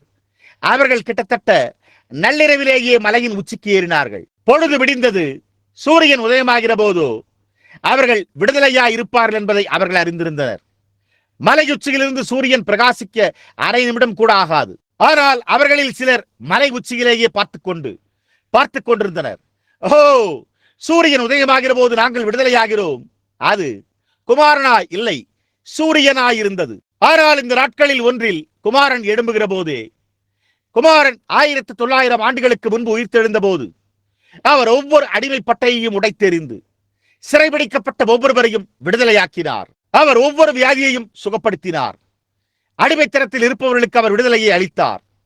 நாம் எப்படி ஏறி சென்று கவனிக்க வேண்டும். சூரியன் உதயமாகும் போதே முதலாவது மிக உயரத்தில் இருந்த மனிதன் அதை கண்டு அவன் தனக்கு அடுத்திருந்த மனிதனிடத்தில் நாம் விடுதலையாகி விட்டோம் என்று சத்தமிட்டான். அதற்கடுத்த மனிதன் மலையின் கீழே இன்னும் சற்று தூரத்தில் இந்த மனிதனிடத்தில் நாம் விடுதலையாகி விட்டோம் என்று சத்தமிட்டான். அது முகாமை வந்தடையும் வரை நாம் விடுதலையாகி விட்டோம் என்றே சத்தமிட்டனர். ஏனென்றால் சூரியன் உதயமாய்க் கொண்டிருந்தது. அவர்கள் காத்துக்கொண்டு அந்த வேலைக்காக காத்துக் கொண்டிருந்தனர். தேவகுமாரனுக்காக இன்றைக்கு நாம் எவ்வளவு அதிகமாக காத்திருக்க வேண்டும். நாம் பாவத்திலிருந்து விடுதலை அடைந்திருக்கிறோம். நாம் தடைகளில் இருந்து விடுதலையாகி இருக்கிறோம். நாம் கெட்ட பழக்கத்திலிருந்து விடுதலையாகி இருக்கிறோம். நாம் புகைப்பிடித்தல், குடித்தல், வெறியாட்டத்திலிருந்து விடுதலையாகி இருக்கிறோம். ஏனென்றால் தேவகுமாரன் கல்லறையில் இருந்து எழுந்து ஒவ்வொரு விலங்கையும் உடைத்து விட்டார். எல்லா ஆக்கிரை தீர்ப்பும் போய்விட்டதே. கடன் செலுத்தப்பட்டாயிற்று, அபராதம் செலுத்தப்பட்டாயிற்று, பாவங்கள் கழுவப்பட்டு நாம் விடுதலையாயிருக்கிறோம். ஓ ஜனங்களே, நாம் விடுதலையாயிருக்கிறோமே. அடிமைத்தனமா? தேவகுமாரன் சுகமளிக்கும் தம்முடைய சட்டைகளோடு உதிக்கிற போதே விடுதலை. என்றோ ஒரு நாள் சிங்காசனத்தில் இருந்து எழும்பி பூமிக்கு திரும்பி வருவார். அப்பொழுது நாம் எல்லா வழிகளிலிருந்தும் எல்லா சோதனைகளிலிருந்தும் விடுதலையாயிருப்போம். அவரோடு என்னென்றைக்கும் ஜீவிக்கும்படி எல்லா மரண வழிகளிலிருந்தும் மற்றும் மரண வாழ்க்கையோடு செல்லுகிற எல்லாவற்றிலிருந்தும் விடுதலையாயிருப்போம். நாம் விடுதலையாயிருப்போம். போய் சொல்லுங்கள், அதுதான் செய்ய வேண்டிய காரியமாய் உள்ளது. வேதாகம காலத்தில் ஒரு யூபிலி வருடம் வந்தது. ஜனங்கள் செலுத்த வேண்டியிருந்த கடன்களுக்காக அவர்களே விற்கப்பட்டனர். அவர்கள் ஒரு கடனை வாங்கினர், ஆனால் அவர்களால் அதை செலுத்த முடியவில்லை. எனவே அவர்கள் சென்று தங்களையே அடிமைகளாக விற்றுவிட்டனர். எனவே இவர்கள் அவர்களுடைய அடிமைகளாக இருக்க வேண்டியதாக இருந்தது. இவர்களுடைய வாழ்நாள் முழுவதும் அவர்களுக்கு அடிமைகளாக இருக்க வேண்டியதாக இருந்தது. ஆனால் ஒவ்வொரு முறையும் ஒரு கிருபையின் நாள் வந்தபோது அது ஒரு யூபிலி வருடமாக அறியப்பட்டது. யூபிலி வருடம் வந்தபோது அங்கே ஒரு ஆசாரியன் வெளியே சென்று ஒரு எக்காலத்தை ஊதினான். அந்த எக்காலம் ஒவ்வொரு அடிமையையும் குறித்ததாக இருந்தது. அவர் எவ்வளவு காலம் சேவித்துக் கொண்டிருந்தாலும், அவர் எவ்வளவு காலம் சேவிக்க வேண்டியதாக இருந்தாலும் கவலைப்பட வேண்டியதில்லை. அந்த எக்காலம் முழங்கின போது அந்த அடிமை விடுதலையாக்கப்பட்டான். அவன் மண்வெட்டியை கீழே வைத்துவிட்டு தன்னுடைய பிள்ளைகளிடத்திற்கு வீட்டுக்கு செல்ல முடியும். அவன் இனி வேலை செய்ய வேண்டியதில்லை. ஏனென்றால் அந்த யூபிலி எக்காலம் ஒலித்த போது அவன் விடுதலையாகிவிட்டான். அந்த எக்காலம் விளங்காத சத்தத்தை கொடுக்கவில்லை, ஆனால் அது விளங்குகிற ஒரு சத்தத்தையே கொடுத்தது. எனவே அந்த மனிதனால் தன்னுடைய கருவியை கீழே வைத்துவிட்டு அடிமைத்தனத்திலிருந்து விடுதலையாகி வீட்டிற்கு செல்ல முடிந்தது. இந்த காலையில் வேதம் எக்காலம் விளங்காது சத்தமிட்டால் என்ன செய்ய வேண்டும் என்பதை யார் அறிவார் என்று கூறியுள்ளது. இயேசு கிறிஸ்து மரித்தோரிலிருந்து உயிர்த்தெழுந்துள்ளார் என்றும் அவர் நேற்றும் இன்றும் என்றும் மாறாதவராய் இருக்கிறார் என்றும் வேதம் பிரசங்கித்திருக்கும் போது நாம் கேட்டுக்கொண்டிருக்கிற எக்காலங்கள் இன்றைக்கு அற்புதங்களின் நாட்கள் கடந்துவிட்டன, தெய்வீக சுகமளித்தல் என்ற அத்தகைய ஒரு காரியமே கிடையாது என்று ஒலிக்குமானால் தங்களை எப்படி ஆயத்தப்படுத்திக் கொள்ள வேண்டும் என்பதை யார் அறிந்து கொள்வார்? இன்றைக்கு நமக்கு தேவை என்னவெனில், தேவனிடத்திலிருந்து வருகிற அபிஷேகிக்கப்பட்ட செய்தியாளர்களே, அவர் மரித்தோரிலிருந்து எழுந்துள்ளாரே, அவர் நேற்றும் இன்றும் என்று மாறாதவராய் இருக்கிறாரே, அதுவே இந்நாளின் செய்தியாக இருக்கிறது. ஓ, மகத்தான செய்திகள் இருந்து வந்துள்ளன. ஆனால் ஈஸ்டர் எல்லாவற்றையும் மூடிவிட்டதே. மகத்தான செய்திகள், அதை குறித்த யாவும் ஈஸ்டராக இருந்ததே. மரணமே கடைசி சத்துருவாக சந்திக்க ஆயத்தமாக்கப்பட்டிருந்தது. பழைய ஏற்பாட்டில் சுகவீனங்கள் சுகமாக்கப்பட்டதை நாம் கண்டிருந்தோம். பழைய ஏற்பாட்டில் அற்புதங்கள் நிகழ்ந்ததை நாம் கண்டிருந்தோம். தரிசனங்கள் பழைய ஏற்பாட்டில் தோன்றியிருந்தன. ஆனால் ஒவ்வொரு மனிதனும் கல்லறைக்கு சென்ற போது அவன் எப்போதாவது மீண்டும் எழுந்திருப்பானா என்று வியப்புற்றான். ஆனால் ஈஸ்டர் காலையிலே எந்த மனிதனும் பெற்றுக்கொண்ட செய்தியை பார்க்கிலும் மகத்தான செய்தியை இந்த சீஷர்கள் பெற்றுக்கொண்ட போது அவர்கள் என்ன பெற்றுக்கொண்டனர்? நான் மரித்தோரிலிருந்து உயிர்த்தெழுந்துள்ளேன் என்று போய் என் சீஷர்களுக்கு சொல்லுங்கள். மரணம் ஜெயிக்கப்பட்டதாய் இருந்தது. பூமியின் மீதிருந்த எவருமே, எந்த தீர்க்கதரிசியுமே, எந்த மகத்தான மனிதனுமே, எந்த பரிசுத்த நபருமே எப்போதும் ஜெயங்கொள்ள முடியாததாய் இருந்தது. அவர்களால் தேவனுடைய ஆவியினாலே சுகவீனத்தை ஜெயங்கொள்ள முடிந்தது. அவர்களால் காலத்தை தேவனுடைய ஆவியால் ஜெயங்கொள்ள முடிந்து வரவிருந்த காரியங்களை முன்னரே காண முடிந்தது. அவர்களால் அதை ஜெயங்கொள்ள முடிந்தது. ஆனால் தேவனிடத்திலிருந்து வந்த அப்படிப்பட்ட அபிஷேகத்தோடு இந்த வாக்கு மூலத்தை, என்னுடைய ஜீவனை என்னால் கொடுக்க முடியும், நான் அதை மீண்டும் எடுத்துக் கொள்வேன், இந்த சரீரத்தை அடித்து போடுங்கள், நான் அதை 3ஆம் நாளில் எழுப்புவேன் என்று கூற முடிந்த ஒரு மனிதன் ஒருபோதும் இருந்ததில்லை. அதை போன்ற ஒரு வாக்குமூலத்தை கூற முடிந்த ஒரு மனிதன் இருந்ததே இல்லை. இது உண்மையா இருக்குமா அல்லது இல்லையா என்று அவர்களுடைய இருதயங்களில் யோசனையா இருந்து கொண்டிருந்தது. ஆனால் இன்று காலையில் அவர்கள், நீங்கள் உலகமெங்கும் போய் சர்வ சிருஷ்டிக்கும் சுவிசேஷத்தை பிரசங்கியுங்கள், நான் மரித்தோரிலிருந்து எழுந்துள்ளேன், இதோ நான் உலகத்தின் முடிவு பரியந்தம் சகல நாட்களிலும் நான் உங்களுடனே கூட இருக்கிறேன். விசுவாசம் உள்ளவனாகி ஞானஸ்தானம் பெற்றவன் ரட்சிக்கப்படுவான், விசுவாசியாதவனோ ஆக்கரைக்குள்ளாக தீர்க்கப்படுவான். விசுவாசிக்கிறவர்களால் நடக்கும் அடையாளங்களாவன, என் நாமத்தினாலே பிசாசுகளை துரத்துவார்கள், நவமான பாஷைகளை பேசுவார்கள், சர்ப்பங்களை எடுப்பார்கள், அல்லது சாவுக்கேதுவான யாதொன்றை குடித்தாலும் அது அவர்களை சேதப்படுத்தாது, வியாதியஸ்தர் மேல் கைகளை வைப்பார்கள், அப்பொழுது அவர்கள் சுஸ்தமாவார்கள் என்ற ஒரு செய்தியை பெற்றுக் கொண்டனர். ஈஸ்டர் செய்தியானது இது மிகச்சிறந்த செய்திகளில் முதன்மையான ஒன்றாக உள்ளது. மரணம் ஜெயிக்கப்பட்டு விட்டதே. ஒரு ஜெயங்கொள்பவனை குறித்து நாம் எண்ணி பார்ப்போம். நெப்போலியன் 33 வயதிலே உலகத்தை ஜெயித்து விட்டிருந்தான். உலகத்தை ஜெயித்து விட்டான். சாட்டையடி கொடுக்க வேண்டிய ஒவ்வொரு தேசத்திற்கும் அவன் சாட்டையடி கொடுத்து விட்டான். சண்டையிட வேறு யாருமே இல்லாத காரணத்தால் அவன் மனத்தளர்வடைந்தான். அவன் அமர்ந்து அழுதான். சண்டையிட வேறு யாருமே இல்லாதிருந்தனர். ஆனால் அவன் விளையாட்டின் விதிகளை நியாயமற்ற முறையில் விளையாடினான். பல்லாயிரக்கணக்கான விபச்சாரிகள் அவனுடைய இராணுவத்தை பின்தொடர்ந்தனர். அவன் ஒரு துப்பாக்கியோடும் ஒரு பட்டயத்தோடும் புறப்பட்டு சென்றான். 33 வயதிலே அவன் உலகத்தை ஜெயித்து விட்டிருந்தான். ஆனால் அவன் ஒரு காலத்தில் மதுவிலக்கிற்கு ஆதரவாக இருந்தும் ஒரு மட்டுமீறிய குடிகாரனாக மரித்து போனான். ஏனென்றால் அவன் விளையாட்டின் விதிகளை நியாயமற்ற முறையில் விளையாடி இருந்தான். அவன் செய்தியை மறந்து போய்விட்டிருந்தான். அவன் ஜெயங்கொண்டிருந்தான், ஆனாலும் அவன் செய்தியை மறந்து போய்விட்டிருந்தான். அவன் புறப்பட்டு சென்றான், ஆனால் எதற்காக போய்க் கொண்டிருந்தான் என்பதை அவன் மறந்துவிட்டான். அந்த சிறு பையன் ஓட்டப்பந்தயத்தில் ஓடினது போன்றே சபையும் இன்றைக்கு அவ்வாறே ஓடிக்கொண்டிருக்கிறது. அந்த விதமாக ஜனங்கள் ஓடிக்கொண்டிருக்கிறார்கள். தேசமும் ஓடிக்கொண்டிருக்கிறதே. நம்முடைய அடைக்கலம் அணுகுண்டுகள் அல்ல. நம்முடைய அடைக்கலம் இயேசு கிறிஸ்துவாய், அவருடைய உயிர்த்தெழுதலாய் உள்ளது. நெப்போலியன் முக்கியமான காரியத்தை மறந்து போய்விட்டிருந்தான். அவருக்கு என்ன நேர்ந்தது? அவன் குடிபோதையில் மதிமயங்கின ஒருவனாய் முற்றிலுமாய் தோற்கடிக்கப்பட்டு மரித்து போனான். ஏன்? அவன் மாம்ச பிரகாரமாக உலகத்தை ஜெயித்திருந்த போதிலும் அவன் விளையாட்டை சரியாக விளையாடவில்லை. அவன் ஒரு இராணுவத்தை ஆயத்தம் செய்திருந்தான். அவன் ஒரு இராணுவ மேதையாயிருந்தான்.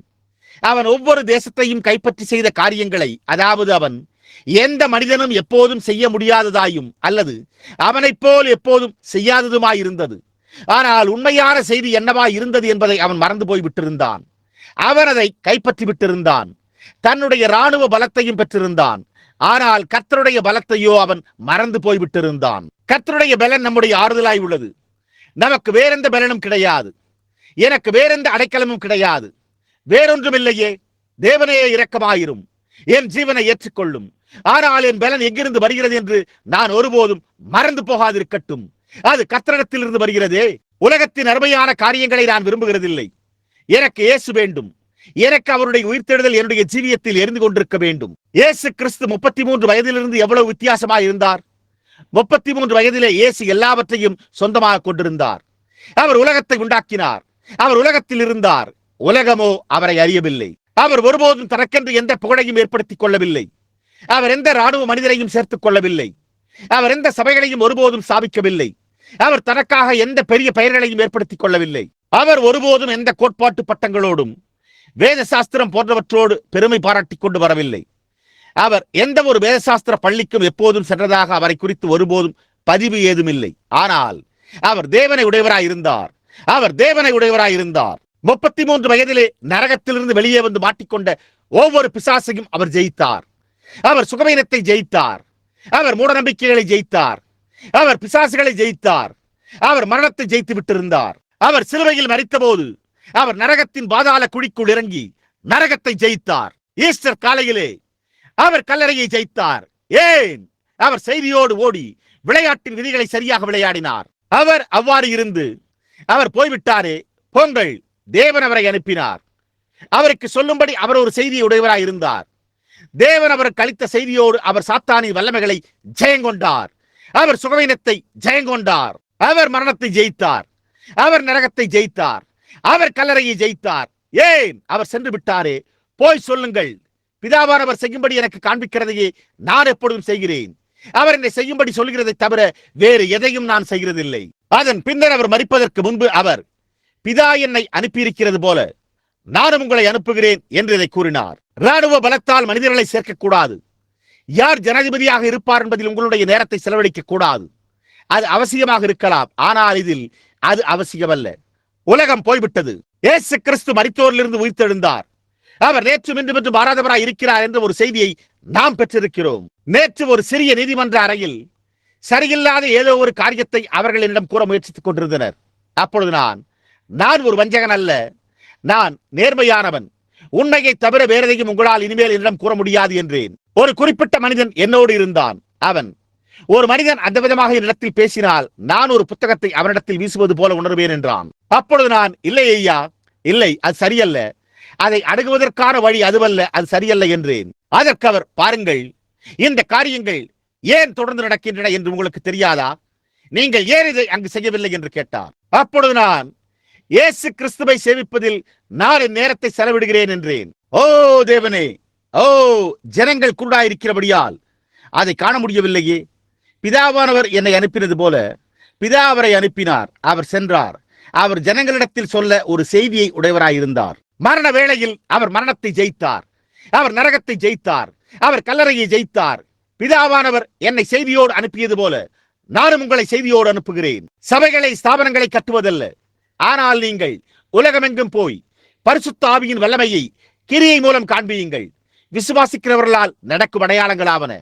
என் நாமத்தினாலே பிசாசுகளை துரத்துவார்கள், நவமான பாஷைகளை பேசுவார்கள், சர்ப்பங்களை எடுப்பார்கள். நம்முடைய சரீரங்கள் கல்லறைக்கு செல்லும் போது அவர் செய்தது போலவே அவர் மரணத்தையும் நரகத்தையும் இரண்டையுமே கல்லறையையும் ஜெயித்துள்ளார். அவர் வல்லமை உள்ள ஜெய வீரராயிருக்கிறார். அவர் நம்மை அவருடைய செய்தியோடு அனுப்புகிறார். நாம் அந்த செய்தியோடு செல்லும்படியான ஏதோ ஒன்றோடு செல்வோமாக. போய் சொல்லுங்கள். ஓடி அதன் பின் சொல்ல முடியாமல் இருப்பதல்ல. நாம் அதை முதலாவது நம்முடைய சொந்த இருதயத்தில் பெற்றுக் கொள்வோமாக. இந்த காலையில் நீங்கள் ஜெபிக்கப்பட வரும்போது ஒரு தற்செயலான முறையில் வர வேண்டாம். நான் மரித்தேன், மீண்டும் உயிரோடு இருக்கிறேன் என்று உங்கள் இருதயத்தில் உள்ள செய்தியோடு வாருங்கள். விசுவாசிக்கிறவர்களால் நடக்கும் அடையாளங்களாவன என்ற செய்தியை கொடுக்கிறவர் நான் தான். சர்வ வல்லமையுள்ள தேவன் கோணலான கண்களை கொண்ட ஒரு சிறு குழந்தையை எடுத்து அதனுடைய பார்வையை இயல்பு நிலைக்கு திரும்ப அளிக்க முடியுமானால், தேவனால் ஒரு குழந்தையை அதனுடைய ஜீவியத்தில் ஒருபோதும் பார்வையில்லாமல் பிறந்த ஒரு ஆண் குழந்தையை எடுத்து 16 வயதுடைய அவனுக்கு மீண்டும் திரும்ப பார்வையை அளிக்க கூடுமானால், தேவனால் ஒரு பரிதாபமான புற்றுநோயினால் தின்றுவிடப்பட்ட மோசமான ஒரு நபரையும் எடுத்து, ஏனென்றால் செய்தி சரியானதாக உள்ளது, ஏனென்றால் தேவன் செய்தியை அனுப்பினார், தேவன் செய்தியாளரை அனுப்பியதால் நரகத்தில் உள்ள ஒவ்வொரு துப்பாக்கியும் அவரை சுடும் என்பதில் சந்தேகமில்லை. அது உண்மை. அவர் தடுமாறி விழுந்து எழுந்து தன்னுடைய தலையை அசைத்து தொடர்ந்து செல்வார். நாம் ஒரு செய்தியை பெற்றுக் கொண்டோம். எதுவுமே அதை நிறுத்தப் போவதில்லையே. அல்லேலூயா! இந்த கல்லின் மேல் என் சபையை கட்டுவேன், பாதாளத்தின் வாசல்கள் அதை மேற்கொள்வதில்லை. அவர்கள் விரும்புவதை அவர்கள் கூறலாம், அவர்கள் விரும்புவதை செய்யலாம், பிசாசு கோபமடைந்து அலறலாம். ஆனால் இயேசு மரித்தோரிலிருந்து எழுந்து விட்டார். அவர் இன்றைக்கும் நமக்குள்ளாக ஜீவிக்கிறாரே. சில நாட்களுக்கு முன்பு அராமிய மொழியிலிருந்து ஆங்கிலத்தில் வேதாகமத்தை மொழிபெயர்த்த மகத்தான வேத பண்டிதர் லாம்சாவின் இடத்தில் பேசிக் கொண்டிருந்தேன். நான் அந்த சிறு அடையாளத்தை கண்டேன். அங்கே தேவனுடைய அடையாளம் இருந்தது. அதில் 3 சிறு புள்ளிகள் இருந்தன.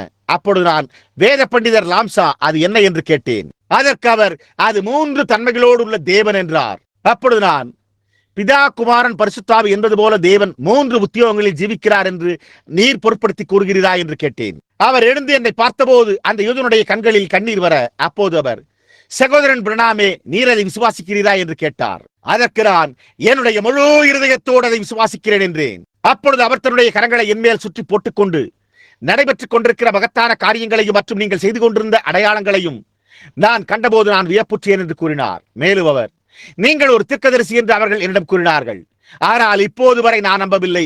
இப்பொழுது நீர் தீர்க்கதரிசி என்பதை நான் அறிவேன் என்றார். அவர், அதுதான் செய்தி. அந்த காரியமே தேவனுடைய ராஜ்யத்தை அசைக்கும் என்றார். ஆம், அவர், மகனே, என்ற ஒரு நாள் நீ அதற்காக மரிப்பாய் என்றும் நீ அதே காரியத்தோடு உன்னுடைய சாட்சியை முத்தரிப்பாய் என்றும் கூறினார். நாம் பெற்றுள்ள மகத்தான மனிதர்களில் ஒருவர் ஐசனோவர் மற்றும் உலகத்தின் பெரிய மனிதர்கள், ஹாலிவுட், எல்லா விதமான திரைப்பட நட்சத்திரங்களும் மற்றும் அவரை அடைக்கும் ஒவ்வொன்றும் கூட்டத்தில் அங்கே அவரையே சார்ந்திருந்தன. அவர் நான் 30க்கும் மேற்பட்ட ஆண்டுகளாக இந்த மொழிபெயர்ப்பில் இருந்து வருகிறேன். வாடிக்கன் கிரேக்க மொழியில் இருந்தல்ல, ஆனால் அராமிய மொழியில் இருந்தே, அராமையில் இருந்தே, அதிலிருந்தே நேரடியாக ஆங்கிலத்திற்கு மொழிபெயர்த்துள்ளேன் என்றார். மேலும் அவர், நான் எல்லா நேரத்தையும் அதில் செலவழித்துள்ளேன் என்று கூறினார். அதைத் தொடர்ந்து, நான் இப்பொழுதுதான் வேதாகமத்தின் தேவன் அசைவாடும் இடத்திற்குள் நடந்து வந்துள்ளேன் என்றார். மேலும் அவர், சகோதரன் பிரணாம், உங்களுக்கு தெரியும், நாங்கள் அடையாளங்களையும் அற்புதங்களையும் காண முடியும். ஆனால் அந்த அடையாளத்தில் என்ன சத்தம் உள்ளது என்பதை நாங்கள் கவனிக்கிறோம். யூதர்களாகிய நாங்கள் ஒரு அடையாளத்தை காண்கிறோம், ஆனால் நாங்கள் அந்த அடையாளத்தின் சத்தத்தையே கவனிக்கிறோம் என்றார். ஓ அல்லேலூயா! அடையாளத்தின் சத்தமே. தேவன் மோசேயினிடத்தில் அவர்கள் முந்தின அடையாளத்தின் சத்தத்திற்கு, அந்த சத்தத்திற்கு செவி கொடுக்காவிட்டால் அப்பொழுது அவர்கள் இரண்டாம் அடையாளத்தின் சத்தத்திற்கு செவி கொடுப்பார்கள் என்றார். அதிகப்படியான அடையாளம் அல்ல, ஆனால் சத்தம் அதனோடு சென்றது. பாருங்கள், அந்த யூதன் அவர் அதை குறித்து பேசிக் கொண்டிருந்தார் என்பதை அறிந்திருந்தார். அவர், நான் பகுத்தறிதல்களை கண்டிருக்கிறேன், நான் அடையாளங்களையும் அற்புதங்களையும், குருடர் சுகமாக்கப்பட்டதையும் மற்றும் பல்வேறு விதமான அடையாளங்களையும் கண்டிருக்கிறேன். ஆனால் நான் யோசித்து பார்த்தேன். ஆனால் இப்பொழுது நான் அதன் பின்னால் உள்ள சத்தம், தேவனை 3 பாகங்களாக துண்டிக்காமல் அவர் ஒரே தேவன், பிதா, அடுத்தது குமாரன் என்று கூறுவதை புரிந்து கொள்கிறேன். அவர் தேவனே, தேவனின் 3 தன்மைகள், தேவனின் 3 உத்தியோகங்கள் என்றே கூறுகிறார். மேலும் அது இதனை உறுதிப்படுத்துகிறது என்றார். ஓ சகோதரனே, நாம் ஒரு செய்தியை பெற்றுக் கொண்டோமே. போய் என் சீசர்களுக்கு சொல்லுங்கள், நான் மரித்து போன ஒருவர் அல்ல, கிட்டத்தட்ட மறிக்கக்கூடிய மற்றொருவரும் அல்ல, உயிரோடு இருக்கிற இன்னொருவரும் அல்ல, நான் இருந்தவர், இருக்கிறவர், வருபவர், தாவீதின் வேரும் சந்ததியுமானவர், பிரகாசமான விடிவெள்ளி நட்சத்திரம். ஆம், நீங்கள் சொல்வதற்கு எதையாகிலும் பெற்றிருக்கவில்லை என்றால் அது போவதற்கு அது என்ன நன்மை செய்கிறது? சொல்வதற்கு எதையாவது பெற்றிருக்க வேண்டும், அது உண்மை. தேவகுமாரனாகிய இயேசு கிறிஸ்து உங்கள் எல்லோரையும் நேசிக்கிறார். அவர் உங்கள் எல்லோருக்காகவும் மரித்தார். தேவகுமாரனாகிய இயேசு கிறிஸ்துவின் அன்பு. எத்தனை பேர் எப்போதாவது கூட்டத்தில் இருந்து மகத்தான அடையாளங்களையும் அவருடைய பிரசன்னமாகுதலின் அதிசயங்களையும் அவர் எப்படி பகுத்தறிந்த காரியங்களை காண்பிக்கிறார் என்பது குறித்து பார்த்திருக்கிறீர்கள்? அந்த பரலோகத்தின் தேவன் உயிர்த்தெழுந்துள்ளார். அதனுடைய எபிரேய அடையாளத்தை நீங்கள் காண வேண்டும். அது ஒரு அக்கினி ஸ்தம்பத்தை போல ஒரு ஒளியாய் உள்ளது. அதில் 3 சிறிய அடையாளங்கள் உள்ளன. பிதா, குமாரன், பரிசுத்த ஆவி 3 நபர்களாய் இருந்ததில்லை. அது ஜீவனுள்ள தேவன் 3 உத்தியோகங்களில் இருந்ததாகும். அதே தேவன், அல்லேலூயா! தேவன் உங்களுக்கு மேலே, தேவன் உங்களோடு, தேவன் உங்களுக்குள், அதே தேவன் ஜீவிக்கும்படியாக தம்மை இரக்கத்தோடு காண்பித்து தம்முடைய சபையை சுத்தம் செய்கிறார். நீங்கள் அவரை எங்கே ஒன்று என்றும், எங்கே ஒன்று என்றும், அங்கே ஒன்று என்றும் துண்டுகளாக வெட்டும் போது அது அஞ்ஞானியை போன்று உள்ளது. மரித்தோரில் இருந்து உயிர்த்தெழுந்த இயேசு கிறிஸ்துவின் உயிர்த்தெழுதலை நான் விசுவாசிக்கிறேன். வானங்களிலும் பூமியிலும் சகல அதிகாரங்களும் என் கரத்தில் கொடுக்கப்பட்டிருக்கிறது. வானங்களிலும் பூமியிலும் சகல அதிகாரங்களும் என் கரத்தில் கொடுக்கப்பட்டிருக்கிறது. நீங்கள் உலகமெங்கும் போய் சர்வ சிருஷ்டிக்கும் சுவிசேஷத்தை பிரசங்கியுங்கள் என்று கூற முடிந்த ஒரே மனிதனாய் அவர் மாத்திரமே இருந்தார். சுவிசேஷம் வார்த்தையினால் மாத்திரமல்ல, பரிசுத்த ஆவியின் வல்லமையினூடாகவும் கிரியையினூடாகவும் வந்தது. நீங்கள் அதை விசுவாசிக்க தேவன் உதவி செய்வாராக. நான் அதை விசுவாசிக்க தேவன் உதவி செய்வாராக. நாம் என்றோ ஒரு நாளில் இயேசுவை காண்போம். வாழ்க்கையின் உழைப்புகள் முடிவரும் போது நாம் என்றென்றுமாய் இயேசுவை காண்போம். அவருடைய அழகான சிங்காசனத்தின் மேல் அவர் என்னை வீட்டிற்கு வரவேற்பார். அந்த நாள் முடிந்த பிறகு அது சரி. கலிலேயா கடற்கரையில் இருந்து வந்த அந்த அந்நியரின் அடிச்சுவடுகளில் கால மணல்கள் கழுவப்பட்டிருக்கின்றன. அவர் தன்னை தேவனாக்கி கொண்டதால் அவர்கள் அவரை கொன்றனர். அவர் தேவனாய் இருந்தார். அவர்கள் அவரை தூக்கிலிட்டனர். ஏனென்றால் அவர் மரண தண்டனையின் கீழ் மரித்தார். அந்த காரணத்தினால்தான் நான் மரண தண்டனையில் நம்பிக்கை வைக்கிறதில்லை. ரோம மத்திய அரசாங்கத்திடமிருந்து வந்த மரண தண்டனையின் கீழ் இயேசு மரித்தார். மரண தண்டனை ஒரு சிலுவையில் தொங்குவதாய் இருந்தது. அவர் மரண தண்டனையின் கீழ் மரித்தார். அவரிடத்தில் இருந்து அவருடைய வஸ்திரங்களை களைந்து அங்கே தொங்கவிட்டு அவரை இழிவுபடுத்தினர். அவர் அந்த நிலையில் மரித்தார். ஆனால் தேவன் அவரை 3ஆம் நாளிலே எழுப்பினாரே. நாம் அவருடைய சாட்சிகளாய் இருக்கிறோம். நாம் அவருக்காக இருக்கவில்லை என்றால் நமக்காக இருக்கப் போகிறது யார்? அன்றொரு நாள் ஒரு மனிதன் என்னை சந்தித்து, ஓஹோ சகோதரன் பிரணாம், நீர் சொல்லாமல் இருக்க மாட்டீரா? நீ சொல்வதை விட்டுவிடும். ஸ்திரீகள் குட்டையான தலைமுடியை வைத்திருப்பதை குறித்து நீர் அவர்களுடைய உணர்வுகளை புண்படுத்துகிறீர். மேலும் அவர்கள் இதை செய்வதை, அதை செய்வதை, அதை போன்றவற்றை குறித்தே கூறுகிறீர் என்றான். அதற்கு நான் அவர்களுக்கு கூறவில்லை என்றால் யார் அவர்களுக்கு கூறப்போகிறது? யார் அதை கூறப்போகிறது என்று கேட்டேன். அதற்கு அவரோ, பாருங்கள், நீர் பிரசங்கிமார்களை கோபப்படுத்துகிறீர் என்றார். அவர்களுக்கு அவரை விட என்னிடத்தில் கோபம் இருந்தால் நலமாயிருக்குமே. இது சத்தியமாக இருக்கிறது, அது உண்மையே. சரி, யார் அதை கூறப்போகிறது? யாராவது அதை கூற வேண்டும். இயேசு, போய் சொல்லுங்கள், போய் சொல்லுங்கள், நான் மரித்தோரிலிருந்து உயிர்த்தெழுந்துள்ளேன் என்று என் சீசர்களுக்கு சொல்லுங்கள். இதோ உலகத்தின் முடிவு வரைந்தும் சகல நாட்களிலும் நான் உங்களுடனே கூட இருக்கிறேன் என்றார். நண்பர்களே, நீங்கள் அதை விசுவாசிக்கிறீர்களா? நாம் ஜெபத்திற்காக நம்முடைய தலைகளை வணங்கி இருக்கையில் நாம் ஜெபம் செய்வோமாக. ஓ பிதாவாகிய தேவனே, உண்மையாகவே போய் சொல்லுங்கள், நான் மரித்தோரிலிருந்து எழுந்துள்ளேன் என்று போய் என்னுடைய சீஷர்களுக்கு சொல்லுங்கள். பிதாவாகிய தேவனே, நீர் உம்முடைய சீஷர்களுக்கு சொன்னது மாத்திரமல்ல, ஆனால் நீர் மரித்தோரிலிருந்து எழுப்பப்பட்டீர் என்பதை அவர்களுக்கு நிரூபித்தீர். நீர் உம்மை அவர்களுக்கு காண்பித்து நீர் மரிப்பதற்கு முன்பு செய்த விதமாகவே செய்தீர்.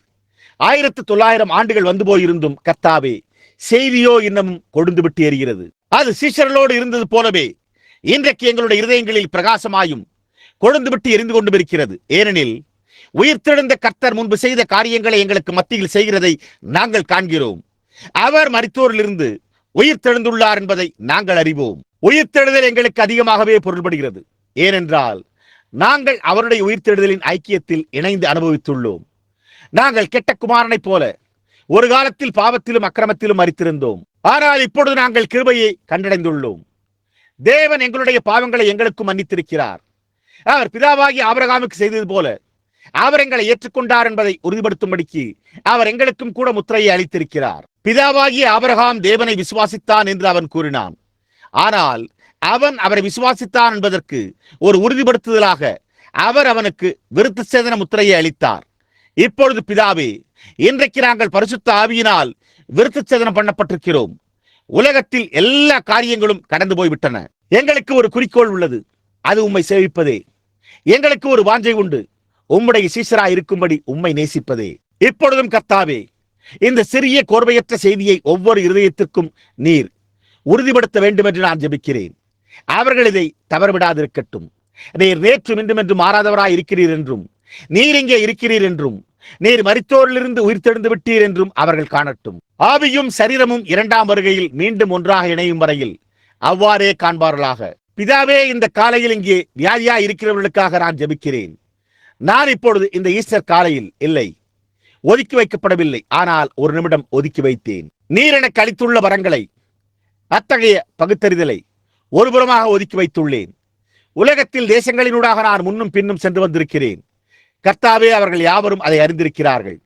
சில நாட்களுக்கு முன்பு இங்கே காடுகளில் நீர் எனக்கு அளித்த செய்திக்காக இப்பொழுது நான் ஜெபிக்கிறேன். அதாவது, இந்த காலையில் இந்த சபையில் வைக்கப்பட்டிருக்கிற சிருஷ்டிக்கும் வல்லமையின் பேரில் சிருஷ்டிக்கப்பட்ட இந்த ஜனங்கள் மேல் தேவனே, இங்குள்ள என்னுடைய சகோதரர்களோடு இந்த காலை வியாதியஸ்தர் மேல் நான் வந்து என்னுடைய கரங்களை வைக்கும் போது இரக்கத்தோடு இந்த காலை இந்த சபையின் மேல் நீர் விழுந்து நீர் இந்த ஜனங்களை சுகமாக்க வேண்டும் என்றும், ஆராதனை முடிவரும் போது எங்கள் மத்தியில் பலவீனமான ஒரு நபரும் இல்லாதிருப்பார்களாக என்றே நான் ஜெபிக்கிறேன்.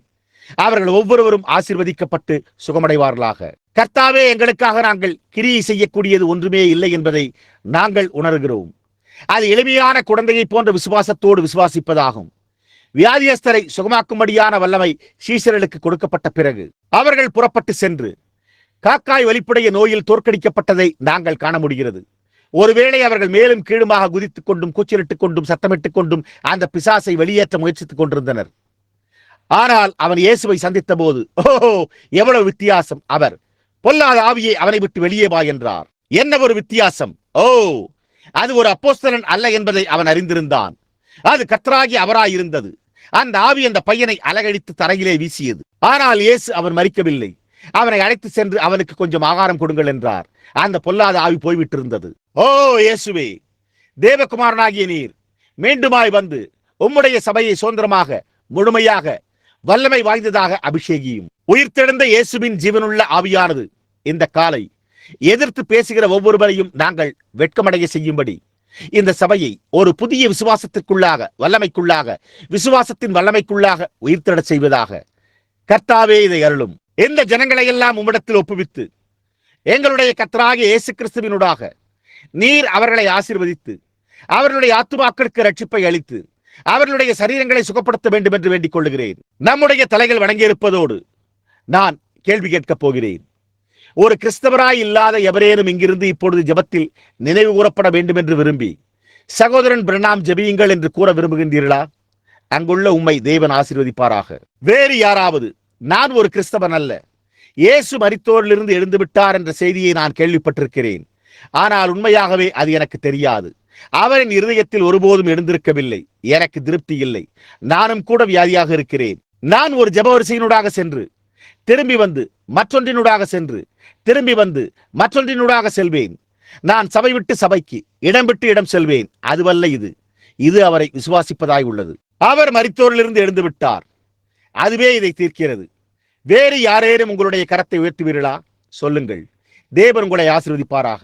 தேவன் உங்களை ஆசீர்வதிப்பாராக. வேறு யாரேனும் நான் விசுவாசிக்க விரும்புகிறேன், நான் விசுவாசிக்க விரும்புகிறேன் என்று கூறுவீர்களா? எத்தனை பேர் இங்கே சுகவீனமாக இருக்கிறீர்கள்? உங்களுடைய கரத்தை உயர்த்தி நான் விசுவாசிக்க விரும்புகிறேன், நான் இந்த காலை செய்தியை அறிந்து கொள்ள விரும்புகிறேன் என்று கூறுவீர்களா?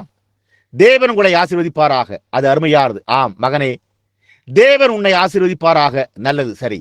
இப்பொழுது டெடி, மகத்தான வைத்தியர் ஒரு நிமிடம் இப்பொழுது அருகில் இருக்கிறார் என்ற பாடலை நீங்கள் விரும்பினால் நீங்கள் வாசிக்கும்படி நான் விரும்புகிறேன். நீங்கள் அதை வாசித்துக் கொண்டிருக்கையில் அது இப்போது கடினமாக உள்ளது. பாருங்கள், தரிசனங்கள் கட்டிடம் முழுவதும் தோன்றிக் கொண்டிருக்கின்றன. ஆம், நான் முயற்சித்துக் கொண்டிருக்கிறேன். இது ஒரு உயிர்த்தெழுதலாய் இருக்கும்படி சற்று உயர்ந்த நான் உட்கார்ந்திருக்கிற சாம்பல் குவியலில் இருந்து சற்று உயரமாக இருக்கும்படி செய்ய நான் முயற்சித்துக் கொண்டிருந்தேன். எனக்கு கொஞ்சம் அதிகமான வெளிப்பாடு தேவை. நான் ஒரு காரியத்தை அறிவேன். நான் அந்த முதல் ஊழியத்தை பற்றி இருக்கும் வரை இரண்டாவது வராது. அது வரவில்லை. இப்படி நான் இரண்டாவதை பற்றி இருக்கும் வரை மூன்றாவது வராது. பாருங்கள், நான் அடியெடுத்து வைக்க வேண்டும். அடியெடுத்து வைத்து தேவன் அவண்ணமாய் கூறினாரே என்று விசுவாசிக்க வேண்டும். ஒரு சில நாட்களுக்கு முன்பு, இப்பொழுது நீங்கள் விரும்பினால் உங்களுடைய தலைகளை நீங்கள் உயர்த்தலாம். நான் உங்களுடைய கரங்களை கண்டேன், தேவனும் அவைகளை கண்டார். நான் ஒரு சிறு காரியத்தை உங்களுக்கு கூற விரும்புகிறேன். சகோதரன் எட் டால்டன், அவர் சற்று முன்பு வாசலண்டை வந்தார் என்று நான் நினைக்கிறேன். அருமையான பாப்டிஸ்ட் சகோதரன். அவரும் அவருடைய மனைவியும். சகோதரன் ஜெப்ரீஸ் இங்கெங்கோ இருக்கிறார். ஓத்தல் ஜெப்ரீஸ், அவர் இங்கு இருக்கிறார். அவர் இங்கெங்கோ இருக்கிறார் என்பதை நான் அறிவேன். ஆனபோதிலும் அந்த சகோதரர்கள் நான் செல்லும்படியாக கெண்டக்கியில் ஒரு கூட்டத்தை அமைத்திருந்தனர். சகோதரர்கள், விலையேறப்பட்ட சகோதரர்கள், தங்களுடைய சுற்றுப்புறத்தாய் மற்றும் அவர்களுடைய ஜனங்களையும் நேசிக்கிறார்கள். அவர்கள் அரங்கங்களையும் மற்றும் ஆயுத சாலை கட்டிடங்களையும் மற்ற காரியங்களையும் ஒரு இரவு ஆராதனைக்காக ஏற்பாடு செய்தனர். அவர்கள் ஆயுத சாலையை வாடகைக்கு எடுத்திருந்தனர். லிட்டில் ஜே.டி. ஹூவர் எப்போதும் அவருடைய எல்.ஜி. ஹூவர் எலிசபெத் டவுனில் ஒன்றை அமைத்திருந்தார். மேலும் சகோதரனே எட் டால்டன் வில்லோ லேட் இல்லை, சோமர்செட்டில் அமைத்திருந்தார். சகோதரனும் மற்ற சகோதரனும் நான் பிறந்திருந்த கிளாஸ்கோவை சுற்றி இருந்தனர். நான் பிறந்து வளர்ந்த கர்த்தருடைய தூதன் எனக்கு முதலில் தோன்றிய இடத்தில் இருந்த ஜனங்கள். நான் திரும்பிச் செல்ல விரும்பினேன். ஆனால் நான் ஒரு சிறு அசைவை உணர்ந்தேன். மேலும் நான், பாருங்கள், சகோதரர்களின் நிமித்தமாக நான் அந்த கூட்டத்தை அமைப்பேன் என்றேன். நான் அந்த பள்ளத்தாக்கை அடைந்தவுடன் என் தொண்டை அடைத்துக் கொண்டது. 9 நாட்கள் வரை என்னால் பேச முடியவில்லை. சகோதரன் ரெடல் அவரும் கூட இக்காலை இங்கிருக்கலாம். இந்த கூடாரத்திலிருந்து வந்துள்ள சகோதரர்களில் ஒருவர், அவரும் ஜூனி ஜாக்சனும் மற்றவர்களும், நான் அவருக்காக ஒரு கூட்டத்தை ஏற்பாடு செய்ய வேண்டியவனாயிருந்தேன். அப்போது உடனடியாக என்னுடைய தொண்டை அடைத்துக் கொண்டது. உங்களுக்கு தெரியுமா, முதலாவது எனக்கு கிட்டத்தட்ட 105 பாகை ஜுரம் வந்துவிட்டது. மேலும் நான் கூட்டத்திற்கு போய்க் கொண்டிருந்தேன்.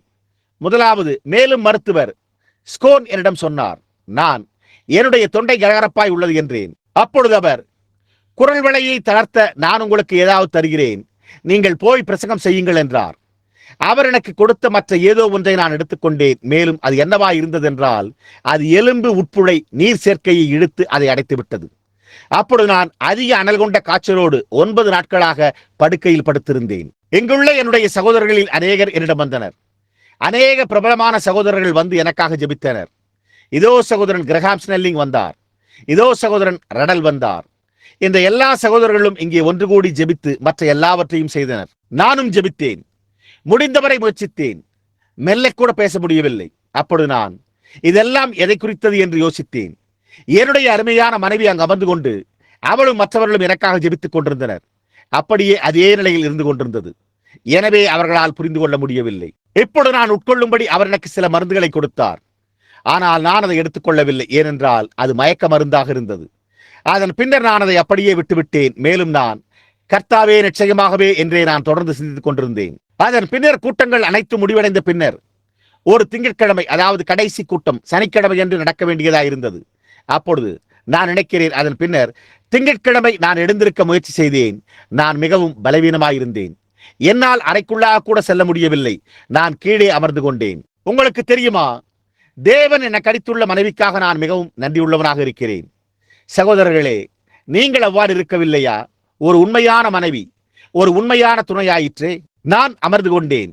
பின்னர் நான் அவளிடத்தில் நெருங்கி வரும்படி செய்ய காட்டினேன். மேலும் நான், மேடா, சில சமயங்களில் நான் யோசிக்கிறேன் என்று கூறி, நான் இது என்ன காரியம் என்று நான் யோசிக்கிறேன் என்றேன். நான் அவர்கள் அங்கே கூட்டங்களில் இருக்க தேவன் ஏன் என்னை இந்த விதமாக படுக்க வைத்தார் என்று கேட்டேன்.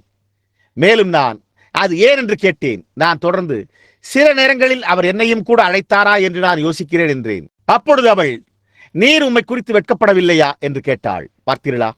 மேலும் அவள் என்னிடத்தில் கூறினாள், பெல், தேவன் உம்மோடு என்ன செய்து கொண்டிருக்கிறார் என்பதை அவர் அறிந்திருக்கிறார் என்று நீர் அறிந்திருக்கவில்லையா?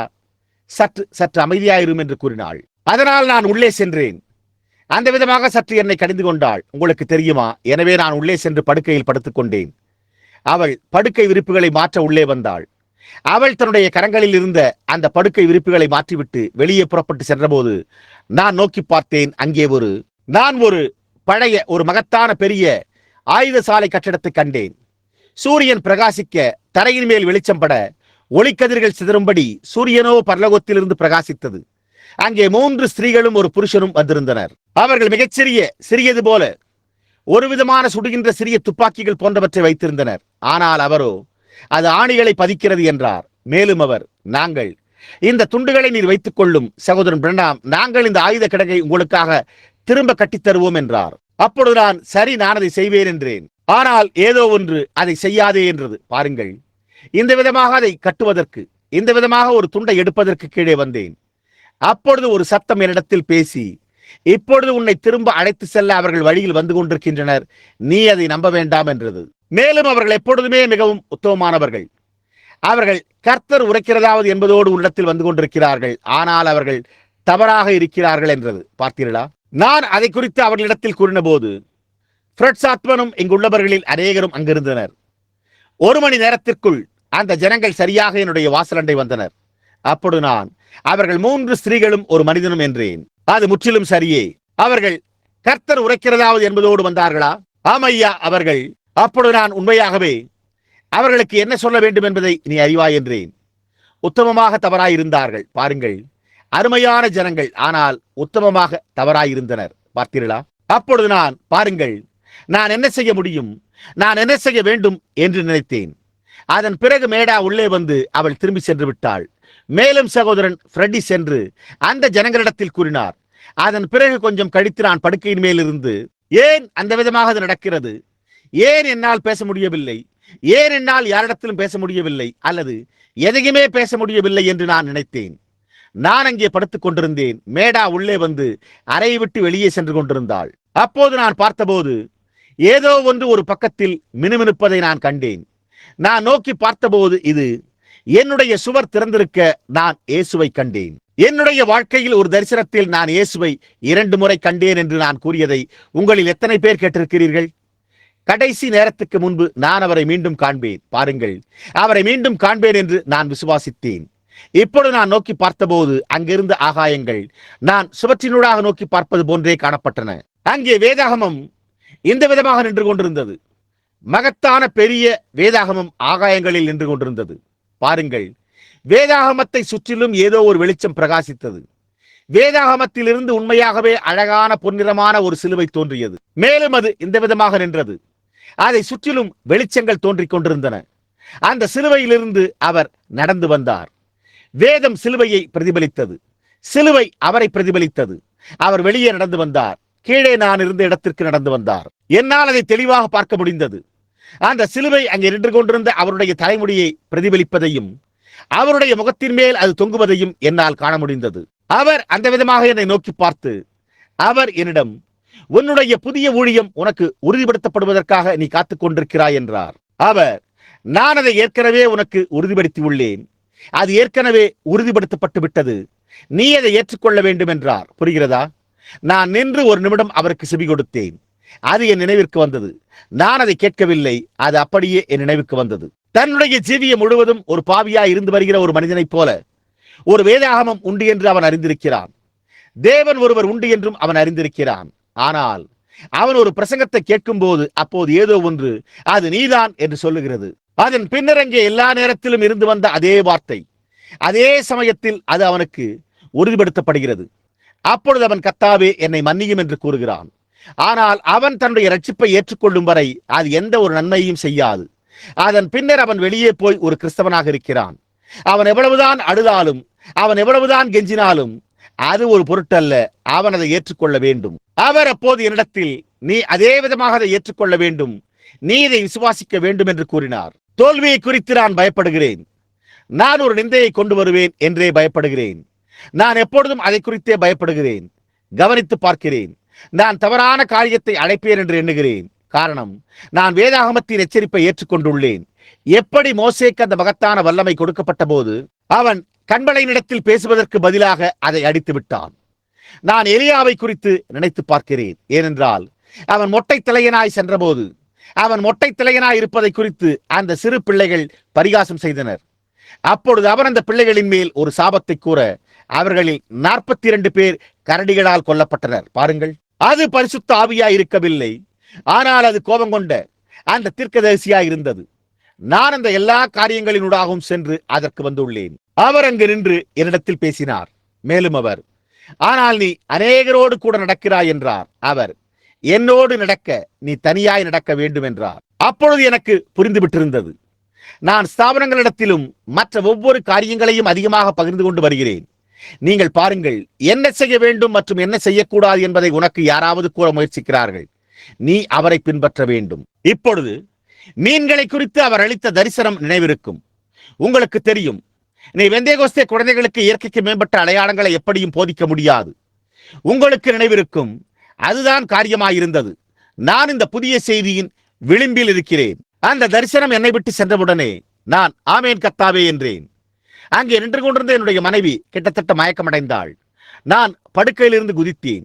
நான் இப்போது பேசியது போல நன்றாக பேச முடிந்தது. ஒரு நொடியிலேயே ஒரு துளி காய்ச்சலும் எனக்கு இல்லாதபடி போய்விட்டது. நான் மருத்துவர் ஸ்கோனை அழைத்தேன். அப்பொழுது நான், நீர் என்னை பரிசோதித்து பார்க்க வேண்டும் என்று விரும்புகிறேன் என்றேன். அவர், என்னத்துக்கு என்று கேட்டார்.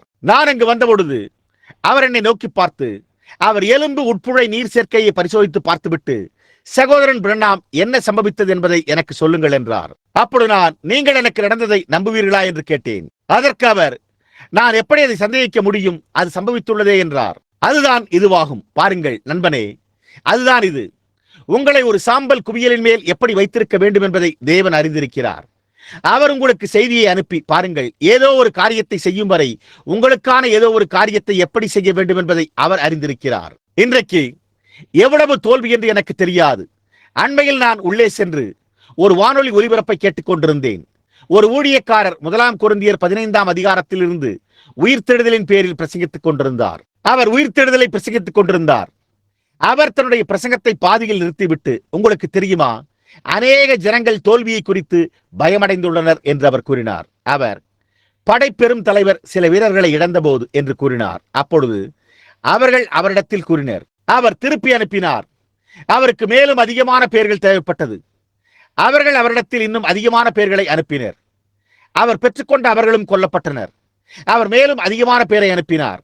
அவர் 3வது கூட்டத்தினரை பெற்றுக்கொண்ட போதோ என்று கூறி, ஒவ்வொரு முறையும் ஒரு துப்பாக்கி குண்டு வெடி சத்தத்தை ஏற்படுத்தும் போது அவர்கள் ஒரு தகரத்தின் கீழே ஓடுவார்கள் அல்லது மற்ற ஏதோ ஒன்றின் கீழே ஓடி பயப்படுவார்கள் என்றார். அப்பொழுது அவர், புருஷர்களை எனக்கு அனுப்புங்கள், சிறுபிள்ளை தரமானவர்களை அல்ல என்றார். அவர், மரிக்க ஆயத்தமாக இருக்கிற புருஷர்களே எனக்கு தேவை. பயப்படுகின்ற யாரோ ஒருவர் எனக்கு வேண்டியதில்லை. நாங்கள் சண்டையிட்டுக் கொண்டிருக்கிற காரணத்துக்காக மரிக்க தகுதியற்றவர்களாய் இருந்தால் அப்பொழுது அவர்களை என்னிடத்திலிருந்து விலக்கி வையுங்கள். எனக்கு புருஷர்களே வேண்டும் என்றார். அவர்களோ, ஆனால் நீர் 2 அல்லது 3 சண்டைகளில் தோற்றுவிட்டீரே என்றனர். அவரோ, நான் யுத்தத்தில் தோற்று போகவில்லை, நான் ஒரு சிறு சண்டையில் தோற்றுள்ளேன் என்றார். ஏதோ ஒன்று என் இருதயத்தில் பேசியது. ஹைசன்ஹைவர், நான் ஒரு துப்பாக்கி குண்டை போட்டு அவர்கள் துப்பாக்கியில் சுடும்படி கட்டளையிட்ட போது அவர்கள் அதை வெளியே எடுத்தனர். அது ஒரு குழப்பமாயிருந்தது. அது கிரியை செய்யவில்லை என்று கூறி உடனே நான் அமைதியாகி சரணடையவில்லை. நானும் துப்பாக்கி குண்டை வெளியே எடுத்து மற்றொன்றை துப்பாக்கிக்குள் போட்டு அதை முயன்று பார்த்தேன். அதுவும் கிரியை செய்யாதிருந்தால் நான் மற்றொன்றை உள்ளே போடுவேன். ஒன்று கிரியை செய்யும் வரை முயற்சிப்பேன் என்றார் என்பதை நான் நினைத்து பார்க்கிறேன். அந்த விதமாகத்தான் இது செய்யப்பட வேண்டும். அது எப்படி இருக்கும் என்று எனக்கு தெரியாது. ஆனால் இந்த பிரசங்க பீடத்தில் தேவன் என்னுடைய நியாயாதிபதியாக இருக்கிறபடியால் எத்தனை குழப்பங்கள், எத்தனை சண்டைகளில் தோல்வியுறுவேன் என்று எனக்கு தெரியாது. ஆனால் நான் யுத்தத்தில் தோற்று போக மாட்டேன். அவர் என்னோடு இருப்பதாக கூறினார். அந்த ஊழியம் உறுதிப்படுத்தப்படுவதை நான் காணும் வரை, அது செயல்படுவதை காணும் வரை நான் அப்படியே தரித்து நிற்பேன். நான் தேவனுடைய கிருபையினால் இந்த காலை தொடங்குகிறேன். அது இங்கே கிரியை செய்யுமா அல்லது வேற எங்காவது செய்யுமா? எப்படி அது கிரியை செய்யும் அல்லது என்ன சம்பவிக்கும் என்று எனக்கு தெரியாது. ஆனால் என்ன நடந்து கொண்டிருக்கிறது என்பதை நான் அறியும் வரை நான் ஜெப வரிசைகளினூடாக நடந்து சென்று வியாதிஸ்தர்களுக்காக ஜெபிப்பேன். அது 2 அல்லது 3 முறைகள் சம்பவித்ததை நான் கண்டேன். அது ஹேட்டினுடைய வீட்டில் நடந்ததை நான் கண்டேன். எத்தனை பேர் அணில்களை குறித்த அந்த சம்பவத்தையும் அந்த பெண்ணை குறித்தும் அந்த சிறு பெண்மணியை குறித்தும் கேள்விப்பட்டிருக்கிறீர்கள்? சீஷர்களின் நாட்களிலிருந்து நாம் அறிந்ததிலிருந்தே முதல் நபருக்கு நீங்கள் அங்கிருந்த போது உனக்கு விருப்பமானதை கேள் என்று கூறும் ஸ்லாக்கியம் அளிக்கப்பட்டது. நீங்கள் அந்த சம்பவத்தை எப்பொழுதாவது கேட்டிருக்கிறீர்களா? நீங்கள் அந்த ஸ்திரியை எப்போதாவது பார்த்திருக்கிறீர்களா? எத்தனை பேர் அவளை ஒருபோதும் பார்த்ததில்லை? அது சம்பவித்த அந்த ஸ்திரியை எத்தனை பேர் காண வேண்டும் என்று விரும்புகிறீர்கள்? நாங்கள் ஹேட்டி, நீங்கள் எழும்பி நிற்பீர்களா? அதோ அந்த பெண்மணி. அவள் வீட்டில் நின்று கொண்டிருந்தேன். நான் 8 அணில்களை பார்த்த பிறகு அது சுற்றிலும் எங்குமே இல்லை. வார்த்தையை பேச அவைகள் அங்கே இருக்கும், அது உண்மை. அதாவது அவைகள் அங்கே இருந்தன. நான் அந்த அணில்கள் அங்கே வரும்படி செய்தது எது என்று கேட்டேன். அவளுடைய மேஜையில் அமர்ந்திருந்தேன். மேலும் அவளுடைய தாயார், சகோதரி ரைட், இங்குள்ள சகோதரன் ரைட் அங்கே அமர்ந்து கொண்டிருந்தனர். எத்தனை பேர் மேஜை கண்ட இருந்தீர்கள்? எத்தனை பேர் இந்த காலை இங்கே இருக்கிறீர்கள்? உங்கள் கரங்களை உயர்த்துங்கள். பாருங்கள், அதோ அவர்கள் இருக்கிறார்கள். கட்டடம் முழுவதும் இருக்கிறார்கள். பார்த்தீர்களா? சரி, அவர்கள் அங்கே இருந்தனர். நான் ஒரு நாள் என்றேன். அவர்களுடைய சிறிய ஊனமுற்ற சகோதரி அங்கே அமர்ந்திருந்தாள். நான் அது தரிசனம் போன்றவற்றின் மூலமாக வர வேண்டும், ஆனால் அது என்றோ ஒரு நாள் வித்தியாசமாக வரும் என்றேன். அந்த விதமாக பேசிக் கொண்டிருந்தோம். ஒரே நேரத்தில் ஏதோ அதை அபிஷேகித்து அதை இந்த ஜனங்களிடத்திற்கு விட்டு விடுகிறேன். நான் அப்படிப்பட்ட ஒரு அபிஷேகத்தை ஒருபோதும் உணர்ந்ததே இல்லை. ஏனென்றால் ஹேட்டி சரியான காரியத்தை கூறினாள். அப்பொழுது நான், அந்த அணில்கள் எங்கிருந்து வந்தன? அங்கே ஒன்றுமே இல்லாதிருந்தது. அவைகளுக்கான ஒரு இடம் கூட இல்லை. ஒரு தொலைபேசி கம்பத்தை போன்ற ஒன்று மாத்திரமே இருந்தது. அது 8 முறை சம்பவித்ததை நேராக நான் கண்டேன் என்றேன். மேலும் நான், அது எங்கிருந்து வந்தது என்று எனக்கு தெரியாது என்றேன். நான், எனக்கு தெரிந்த ஒரே காரியம், ஒரு முறை தேவன் ஆபிரகாமுக்கு ஒரு செய்தியை உறுதிப்படுத்த முயன்றார். ஒரு ஆட்டுக்கடா தோன்றும்படி பேசினார். ஏனென்றால் அதை உறுதிப்படுத்த அவருக்கு ஒரு ஆட்டுக்கடா தேவைப்பட்டது. என்னுடையதை பேச ஒரு அணில் தேவைப்பட்டிருந்திருக்க வேண்டும். அவர் நேராக 8 முறைகள் இல்லை, நேராக 7 முறைகள், சரியாக கூறினால் நேராக 7 முறைகள் அதை செய்தார். மேலும் நான் கூறினேன், மேலும் ஹேட்டி, அந்த பெண் என்ன கூறிக்கொண்டிருந்தாள் என்பதை அறியாமல் இருக்கலாம். அது பணக்காரர்களையும் கர்வம் கொண்டவர்களையும் எப்படி கடந்து சென்றது என்பதை பாருங்கள். அது எப்படி ஒவ்வொரு காரியத்தையும் கடந்து அங்கிருந்த ஒரு ஏழ்மையான எளிய பண்டைய நாட்டுப்புற பெண்ணிடம் வந்தது. அந்த பெண்ணுக்கு திருப்பித் தர என்னுடைய சட்டைப்பையில் $20 என்னிடம் இருந்தது. அதாவது அவள் இந்த புதிய சபையை கட்டி எழுப்புவதற்கு $50 தருவதாக உறுதியளித்திருந்தாள். மேலும் அவளை சங்கடப்படுத்துவதற்கு நான் இதை கூறவில்லை. அதை கொடுக்கும்படி உண்மையாகவே அவளால் 50 சென்ட்டுகள் சம்பாதிக்க முடியாது. ஆனால் அவளுடைய இருதயத்தில் இருந்த செய்தியினால் அவள் அதை செய்ய விரும்பினாள். சகோதரன் நெவில், நான் அதை ஏற்றுக்கொண்டேன் என்று நினைக்கிறேன். மீதமுள்ளதை நான் எடுத்துக்கொள்ள மாட்டேன். எனவே அதிலிருந்து $20 அவளுக்கு நான் கொடுக்கவிருந்தேன். நான் என்னுடைய சட்டைப்பையில் 2 $10 காசோலையை வைத்திருந்தேன். மளிகை சாமான்களுக்காக மேடா என்னிடத்தில் கொடுத்திருந்தாள். எனவே நான் அதை இன்றைக்கு நான் அவளுக்கு திருப்பித் தரப் போகிறேன் என்றேன். அப்போது நான் நினைத்தேன், ஏதோ என்னிடம் பேசியது. அந்த விதவை தன்னிடத்தில் இருந்த 3 காசுகளை போட்டதை இயேசு கண்டார். அவர் அதை எடுத்து ஒருபோதும் அவளுக்கு திரும்ப கொடுக்கவில்லை என்றது. அவர் ஏதோ ஒன்று அவள் பாதையில் மகத்தானதாய் இருந்தபடியால் அவர் அவளை போட அனுமதித்தார். கணவன் இல்லாத ஒரு விதவை பெண்ணை குறித்து அதே விதமாக அவர் என்னிடம் பேசிக் கொண்டிருந்தார் என்பது எனக்கு தெரியவில்லை. அவளுடைய கணவன் கொல்லப்பட்டிருந்தான். அது அதே ஒன்றாய் இருந்தது என்றும் எனக்கு தெரியாதிருந்தது. அப்பொழுது நான், அப்படியானால் நான் அந்த $20 வைத்துக் கொள்வேன், அவளுக்காக நீர் ஏதோ ஒன்றை வைத்திருக்கிறீர் என்றேன். நான் யெகோவா இன்னமும் யெகோவா ஈரேவாக இருக்கிறார் என்ற ஒரே காரியத்தை நான் அறிந்திருக்கிறேன். அவர் ஒரு பலியை அளிக்கக்கூடியவராக இருக்கிறார் என்றேன். மேலும் ஹேட்டி, அவள் என்ன கூறிக்கொண்டிருந்தாள் என்பதை அறியாமல் எழுந்து நின்று, சகோதரன் பிரணாமே, அது உண்மையே அல்லாமல் வேறொன்றுமில்லை என்று கூறினாள். ஓஹோ, என்னே, அதுவே கூறுவதற்கான சரியான காரியமாயிருந்தது. கிட்டத்தட்ட அந்த நேரத்தில் தேவனுடைய வல்லமை அந்த இடத்தை தாக்கியது.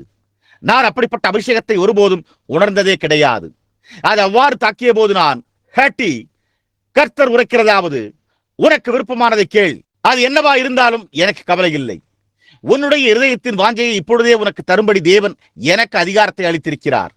நீ 10 லட்சம் டாலர்களை கேட்டாலும் நீ அதை பெற்றுக்கொள்ள முடியும். அந்த ஊனமுற்ற சிறுவன் எழுந்து நடக்க வேண்டும் என்று கேட்டால் அவள் அதை பெற்றுக்கொள்வாள் என்றேன். அப்பொழுது அவள், சகோதரன் பிரணாம், நான் என்ன கேட்பேன் என்றாள். நான், நீ விரும்புகிற எந்த காரியத்தையும் கேள், கர்த்தர் உரைக்கிறதாவது என்றேன். ஓஹோ, என்னே ஒரு உணர்வு! அவள் சுற்றுமுற்றும் பார்த்தாள். கிட்டத்தட்ட மரித்தோரிலிருந்து திரும்ப கொண்டு வரப்பட்டிருந்த தலை நிறைத்த அவளுடைய வயோதிக தந்தை அங்கே அமர்ந்திருந்தார். அவளுடைய வயோதிக தாயார் சுகவீனமாய் அங்கு அமர்ந்திருந்தார். அவளுடைய ஊனமுற்ற சிறிய சகோதரி அங்கே அமர்ந்திருந்தாள். ஆனால் அவளோ சரியானதாக இருந்ததை தெரிந்து கொண்டாள். அவளுக்கு 19 வயதிற்குட்பட்ட 2 பையன்கள் அந்த பொறுப்பற்ற வயதில் இருந்தனர். அவளுடைய கணவரோ மகிமைக்கு சென்று விட்டிருந்தார். அவள் ஒரு கிறிஸ்தவளாய் இருந்து காத்து கொண்டிருந்தாள். ஆனால் அந்த பையன்கள் கிறிஸ்தவர்களாக இருக்கவில்லை. எனவே அவள், என்னுடைய 2 பையன்களின் ஆத்துமாவை குறித்தே என்றாள். தேவன் அவளுடைய இருதயத்தை ஆசீர்வதிப்பாராக. அப்பொழுது நான், கர்த்தர் உரைக்கிறதாவது, நீ அவர்களை பெற்றுக்கொள்வாய் என்றேன். இங்கே அவர்கள் விசுவாசத்துக்குள்ளாகி ஞானஸ்தானம் பண்ணப்பட்டனர். அந்த இரவு அவர்களிடத்தில் அந்த சிறு பையன் பாதம் கழுவும் போது சகோதரன் நெவிலினுடைய தலையின் மீது தன்னுடைய கரங்களை வைத்து அவன் பாதங்களை கழுவிக் கொண்டிருந்த போது அவருக்காக ஜெபித்துக் கொண்டிருந்தான் என்று சொல்லிக் கொண்டிருந்தார்கள். அநேகமாக அந்த 2 சிறு பையன்களும் இங்கே கூட்டத்தில் இந்த காலையில் எங்கோ உட்கார்ந்து கொண்டிருக்கலாம். அவர்கள் இருக்கிறார்களா ஹேட்டி? அவர்கள் அங்கே உன்னோடு இருக்கிறார்களா? பின்னால் பின்னால் பையன்களே, நீங்கள் எங்கே இருக்கிறீர்கள்? உங்களுடைய கரங்களை உயர்த்துங்கள். அந்த 2 பையன்கள் எங்கே? அதோ அங்கே அவர்கள் பின்னால் நின்று கொண்டிருக்கிறார்கள். தேவன் உங்களை ஆசீர்வதிப்பாராக. சரி, நீங்கள் அங்கு இருக்கிறீர்கள். இப்பொழுது என்ன சம்பவித்தது? அதே காரியம். என்னவா இருந்தாலும் கவலைப்பட வேண்டியதில்லை. அவளுக்கு சம்பவித்திருக்கும். அவள் என்ன கேட்டிருந்தாலும் அவள் அதை பெற்றிருந்திருப்பாள். அவள் அதை பெற்றிருக்க முடியும். இப்பொழுது நான் அது சம்பவிப்பதை காண விரும்புகிறேன். அது செய்தியை பற்றிய ஜனங்களின் அணுகுமுறையாய் இருக்கப் போகிறது. அவள் எப்படி அதை கூறினாள் என்று பார்த்தீர்களா? அவள் சரியான காரியத்தை கூறினாள். நீங்கள் என்ன கூறுகிறீர்களோ அதுவே இதை செய்கிறது. நீங்கள் கூறுவது என்னவோ? சீரோபெனிக்கியா தேசத்தாளாகிய அந்த ஸ்திரீ இயேசுவண்டை வந்தபோது அவளை பாருங்கள், அவள், ஆண்டவரே, என் மகள் பிசாசினால் கொடிய வேதனைப்படுகிறாள், தாவீதின் குமாரனே அவளை குணமாக்கும் என்றாள். அவரோ பிள்ளைகளின் அப்பத்தை எடுத்து நாய்க்குட்டிகளுக்கு போடுகிறது நல்லதல்ல என்றார். அவர் அதையே நம்மில் சிலரிடம் கூறியிருந்திருப்பாரானால் என்னவாகும்? நாமோ என்னை ஒரு நாய் என்று அழைப்பதா? ஹோ, எப்படி இருந்தாலும் அவருக்கு ஒன்றுமே இல்லாதாய் உள்ளதே. பெரிய சபை சரிதான். அவர் ஒரு பரிசுத்த உருளையே என்று வேறு எதுவும் இல்லை. அவர் ஒரு பெயல்செபூலே இல்லாமல் வேறொன்றும் இல்லை என்று கூறுவோம். நாம் அந்த மனப்பான்மை உடையவராயிருப்போம். ஆனால் அவளுடைய மனப்பான்மை அவ்வாறு இல்லை. அவள், அது உண்மைதான் ஆண்டவரே, நீர் சரியாக சொன்னீர். ஆனால் பிள்ளைகளின் மேஜையின் கீழே உள்ள துணிக்கைகளை நாய்கள் சாப்பிட விருப்பமாக இருக்கின்றன என்றாள். அது அவரை தொட்டது. அவர், இதை கூறுகிறதுனாலே பிசாசு உன்னுடைய மகளை விட்டு போய்விட்டது, இதை கூறுகிறதுனாலே என்றார். நண்பர்களே, இது உங்களுடைய மனப்பான்மையாய் உள்ளது. அவர் அதை கூறவில்லையா? நண்பர்களே, நீங்கள் இதை விசுவாசிக்க வேண்டும். நீங்கள் என்னை விசுவாசிக்க வேண்டாம். நான் ஒரு மனிதன். ஆனால் நான் உங்களிடத்தில் கூறிக்கொண்டிருக்கிறதை நீங்கள் விசுவாசியுங்கள். செய்தியை விசுவாசியுங்கள். நீங்கள் செய்தியாளரை விசுவாசிக்கவில்லை என்றாலும் செய்தியை விசுவாசியுங்கள். ஒரு மனிதன் ஒரு தந்தியோடு அங்கு அறைக்குள் நடந்து வந்தால் அது யார், அந்த மனிதன் எப்படி காணப்பட்டார், அல்லது அவர் யாராக இருந்தார், பெரியவரா அல்லது சிறியவரா என்பது முக்கியம் அல்ல. அந்த மனிதனை அல்ல, தந்தியில் என்ன உள்ளது என்று நீங்கள் விசுவாசியுங்கள். உங்களிடத்தில் சொல்லும்படி தேவன் என்னை அனுப்பினார். என்னிடத்தில் ஒரு செய்தி உண்டு. அவர் மரித்தோரிலிருந்து எழுந்து விட்டார் என்றும் அவர் இந்த காலை இங்கே இருக்கிறார் என்றும் உங்களிடத்திற்கு சொல்லும்படிக்கு தேவன் என்னை அனுப்பினார். அவர் இங்கே இருக்கிறார் என்பதை அடையாளங்களினாலும் அற்புதங்களினாலும் அவர் அதை நிரூபித்திருக்கிறார். நீங்கள் வரும்போது சரியான மனப்பான்மையில் நீங்கள் அதை எடுத்துக்கொள்வீர்களானால் நீங்கள் ஒவ்வொருவரும் உங்களுடைய சுகவீனத்திலிருந்து சுகமடைய முடியும். நாம் நம்பிடுவாய் என்று பாடுகையில் நீங்கள் அதை செய்யுங்கள். இப்பொழுது ஜெபிக்கப்பட போகிறவர்கள் இங்கே வந்து இங்கே சுற்றிலும் உள்ள வரிசையில் நில்லுங்கள். இப்பொழுது உங்களுடைய முழு இதயத்தோடு நீங்கள் விசுவாசித்தால் ஒழிய வர வேண்டாம். விலையேறப்பட்ட கர்த்தாவே, இதுவே வேலையாய் உள்ளது. நீர் இந்த ஜனங்களை சுகப்படுத்த வேண்டும் என்று நான் ஜெபிக்கிறேன். இந்த எண்ணெயை பரிசுத்தப்படுத்தும். பிதாவே, உமக்கே மகிமையை எடுத்துக்கொள்ளும். நாங்கள் இவைகளை இயேசு கிறிஸ்துவின் நாமத்தில் அனுப்புகிறோம். ஆமேன். இங்கே இந்த பக்கத்தில் நின்று கொண்டிருக்க ஜனங்களை நாம் கேட்க முடியுமா என்று நான் எதிர்பார்க்கிறேன். அவர்கள் இங்கே ஒரு சிறு அறைக்கு செல்லக்கூடிய ஒரு வழியை உண்டாக்க கூடுமானால் நீங்கள் அவ்வாறு செய்ய முடிந்தால் நாம் ஜனங்களை பக்கத்தில் நிற்க வைக்கலாம். இங்கே இதனூடாக வந்து அந்த வழியாக வெளியே போகலாம். ஆகையால் அவர்கள் எல்லோரும் இந்த வழியாக வந்து வரிசையினூடாக வந்து அந்த வழியாக வெளியே செல்லும்படி ஒரே வரிசையாக்கி விடலாம். சகோதரன் நெவில், ஏதோ காரியம் சம்பவிக்க வேண்டும். ஆமேன். என்ன சொல்லுகிறீர்? சரி, பாருங்கள், இல்லை, அங்கே குறுக்கே இருக்கிறது. சகோதரன் நெவிலும் நானும், ஆம், நாங்கள் அவர்களுக்காக கடைசி வரை ஜெபிக்கப் போகிறோம். அதனால் அவர்கள் இந்த வழியாக சுற்றி கொண்டு வர முடியாது. ஏனென்றால் நீங்கள் அவ்வாறு செய்தால் நீங்கள் போய் ஒரு நிமிடம். இப்போது காத்திருக்கும் கூட்டத்தாரிடம் நான் கூறட்டும், இது தேவனுடைய வார்த்தையாக இருக்கிறது. நான் யார்? தேவனுடைய கிருபையினாலும் ஒத்தாசையினாலும் இதனை கொண்டே நான் ஜீவித்துள்ளேன். இதன் மூலமே மரிப்பேன். தேவனே என்னுடைய பயபக்திக்குரிய நியாயாதிபதியாயிருக்கிறார். நான் உங்களுக்கு சத்தியத்தை கூறியிருக்கிறேன். இதற்கு வருகின்ற இந்த எல்லா காரியங்களையும் நான் பார்த்து விட்டேன். அங்கே இருந்த அந்த சிறிய மீன் உயிரோடு எழுப்பப்பட்டதிலிருந்து கூட நீங்கள் அந்த சம்பவத்தை எப்போதாவது கேள்விப்பட்டிருக்கிறீர்களா? அது சம்பவித்த போது அங்கு இருந்த இருவர் அங்கே பின்னால் அந்த மனிதர்கள் அமர்ந்திருக்கிறார்கள். அது சம்பவிப்பதற்கு முன்தினமே கூறப்பட்டது. இப்பொழுது இந்த காரியங்களை நான் எப்படி உங்களுக்கு சொல்ல முடியும்? பாருங்கள், இந்த இரவுகளில் ஒன்றில் நான் எதிர் சமநிலை என்பதன் பேரில் பிரசங்கிக்க விரும்புகிறேன். மனிதன் உங்களுக்கு ஏதோ காரியத்தை சொல்ல முடியும், அதே போன்று தொடர்ந்து கட்டி எழுப்ப முடியும். ஆனால் அதை சமநிலைப்படுத்த எந்த வேத வாக்கியமும் இல்லை என்றால் அது முடிவிலே கீழே விழுந்துவிடும். இந்த பகுத்தறிதல், இந்த தரிசனங்கள் மற்றும் நான் உங்களுக்கு கூறியுள்ள காரியங்கள் குறித்தவை அது சத்தியமாய் இல்லாதிருந்திருந்தால், முதலாவது காரியம், இதை ஆதரிக்க ஒரு வேதம் உண்டு. நான் உங்களுக்கு சத்தியத்தை கூறியிருக்கிறேன் என்பதை நிரூபிக்க பரிசுத்த ஆவியானவர் இருந்தார். இப்பொழுது எனக்கு முன்பாக இருக்கிற ஒவ்வொரு விமர்சகரினூடாக நான் கிட்டத்தட்ட 14 வருடங்களாக ஊழிய களத்திலே இருந்து வருகிறேன். படித்தவர், புத்திசாலி, மற்ற ஒவ்வொரு காரியமும் ஒரு முறை கூட அவர்களால் முடியவில்லை. அப்பொழுது அவர்கள் என்ன கூறினார்கள் என்று உங்களுக்கு தெரியுமா? நீங்கள் அதை இங்கே கேள்விப்பட்டிருக்கிறீர்கள். அவர்கள் கூட்டத்தில் உள்ள ஜனங்கள் சுற்றிலும் போய் ஜனங்களிடத்தில் பேசுவார்கள் என்கிறார்கள். முதலாவது அங்கே இவ்வாறு செய்யப்படும்படி என்னுடைய சபையிலிருந்து செல்லுகிற ஜனங்களாய் அது இருந்தது என்று கூறினார்கள். அதன் பின்னர் அவர்கள் அதை புரிந்து கொள்ள முடியவில்லை. அவர்களில் அநேகர் உள்ளனர். அடுத்த காரியமாக அது என்னோடு செல்லுகிற சகோதரர்களை போன்றதாக இருக்கும் என்றும் அவர்கள் பின்னால் அங்கே நின்று இந்த மனிதனால் அவருடைய காதுகளில் கேட்க முடிகிறது என்று அவர்கள் கூறினார்கள். அதன் பின்னர் அவர்கள் பில்லிப்பால் வந்து அங்கே மேலே போய் அட்டையில் உள்ளதை வாசிப்பார் என்றும், ஜனங்கள் என்ன சொல்லுகிறார்களோ, அதாவது அவர்களுடைய காதுகளில் ஏதாவது கோளாறு இருக்குமானால் அப்பொழுது அவர்களுடைய காதுகள் அல்லது அவர்களுடைய வயிறு என்று அவர் கூறுவார் என்று கூறினர். அப்படியானால் ஜெபாட்டைகள் இல்லாமல் அங்கே வெளியே இருப்பவர்களை குறித்து எப்படி, உலகத்தில் நடக்கும் இந்த காரியங்களை எப்படி பிழையின்றி முன்னறிவிக்க முடியும்? அது எப்படி அந்த விதமாக இருக்க முடியும்? அது அப்படி இருக்க முடியாது. தங்களுடைய சரியான சிந்தையில் உள்ள எவரும் அதை அறிந்திருக்கிறார்கள். பிலிப்பு சென்று நாத்தான்வேலை அழைத்து வந்த போதும் அவர்கள் இயேசுவை குறித்த அதே காரியத்தை கூறினார்கள். அவன் இயேசுவின் ஒரு சிநேகிதனாய் இருந்தான். அவர்கள் நிச்சயமாகவே அவன் அதை குறித்த எல்லாவற்றையும் இயேசுவிடம் கூறிவிட்டான். அவன் அவருக்கு பின்னே சென்று கொண்டிருக்கிறான் என்றனர். அப்பொழுது அந்த சீஷர்கள் கூறினர், இல்லை, அந்த பெரிய சபையின் சீஷர்கள், இந்த மனிதன் பெயல்சபூல், அவன் ஒரு குறி சொல்பவன் என்றனர். இயேசு, நான் அதற்காக உங்களை மன்னித்து விடுவேன். ஆனால் பரிசுத்த ஆவியானவர் இதே காரியத்தை செய்யும்படி ஒரு நாள் வருவார். அதற்கு விரோதமாக பேசப்படும் ஒரு வார்த்தையும் மன்னிக்கப்படாது என்றார். இப்பொழுது எப்படி நேர்மையாக இருக்க வேண்டும் என்று நான் அறிந்த மட்டில் ஜனங்களாகி உங்களோடு நான் நேர்மையாக இருந்து வந்திருக்கிறேன். ஓ, சிறிய வேதசாஸ்திரம் மற்றுமுள்ள காரியங்களில் நீங்கள் வைத்துள்ள சில நம்பிக்கைகளுக்கு நான் முரண்பட்டிருந்திருக்கலாம். ஆனால் நான் அதை செய்ய காரணம், பவுல் வானத்திலிருந்து வருகிற தூதனாய் இருந்தாலும் வேதம் கூறுவதை தவிர வேறெந்த காரியத்தையாவது பிரசங்கித்தால் மேலும் அவன் என்ன கற்பித்துள்ளான்? அவன் சபிக்கப்பட்டவனாய் இருக்க கடவன் என்றான். ஆகையால் வேதாகமம் என்ன கூறியுள்ளதோ அதையே நான் பின்பற்ற வேண்டும். வேதம் அவர் நேற்றும் இன்றும் என்று மாறாதவராய் இருக்கிறார் என்று கூறியிருந்தால் நான் அதை விசுவாசிக்கிறேன். வேதம் என்னவெல்லாம் கூறியுள்ளதோ அதை அப்படியே சரியாக நான் விசுவாசிக்கிறேன். நான் அதை அந்த விதமாகவே கூறுகிறேன். நான் எந்த கல்வி அறிவையும் பெற்றிருக்கவில்லை, எந்த பயிற்சியையும் பெற்றிருக்கவில்லை.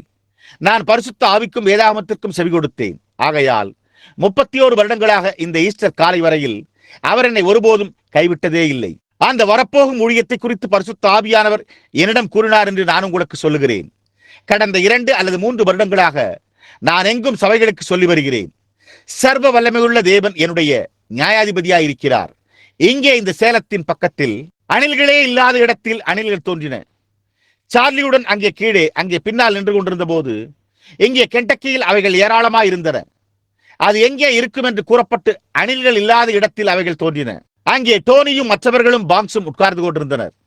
அது சரியாக அங்கே இருந்தது. அது திரும்பவும் பேசப்பட்ட முதல் மானிடர் அங்கே அமர்ந்து கொண்டிருந்த பெண்மணியாய் இருந்தது. அதோ அது உள்ளது. மற்றொரு காலை அங்கே நான் சுகவீனமான நிலையில் இருந்த அந்த தொண்டையோடு இருந்தபோது எனக்கு முன்பாக இயேசுவானவர் நிற்பதை நான் கண்டேன். அப்பொழுது அவர் என்னிடத்தில் ஊழியமானது ஏற்கனவே எனக்கு உறுதி செய்யப்பட்டுள்ளது என்று கூறினார். இப்பொழுது என்ன சம்பவிக்க வேண்டும் எனக்கு தெரியாது. ஆனால் ஒரு காரியம், நான் மற்றவற்றை ஒருபுறம் ஒதுக்கி வைத்துவிட்டு இதன் பேரில் அடியெடுத்து வைக்க வேண்டும்.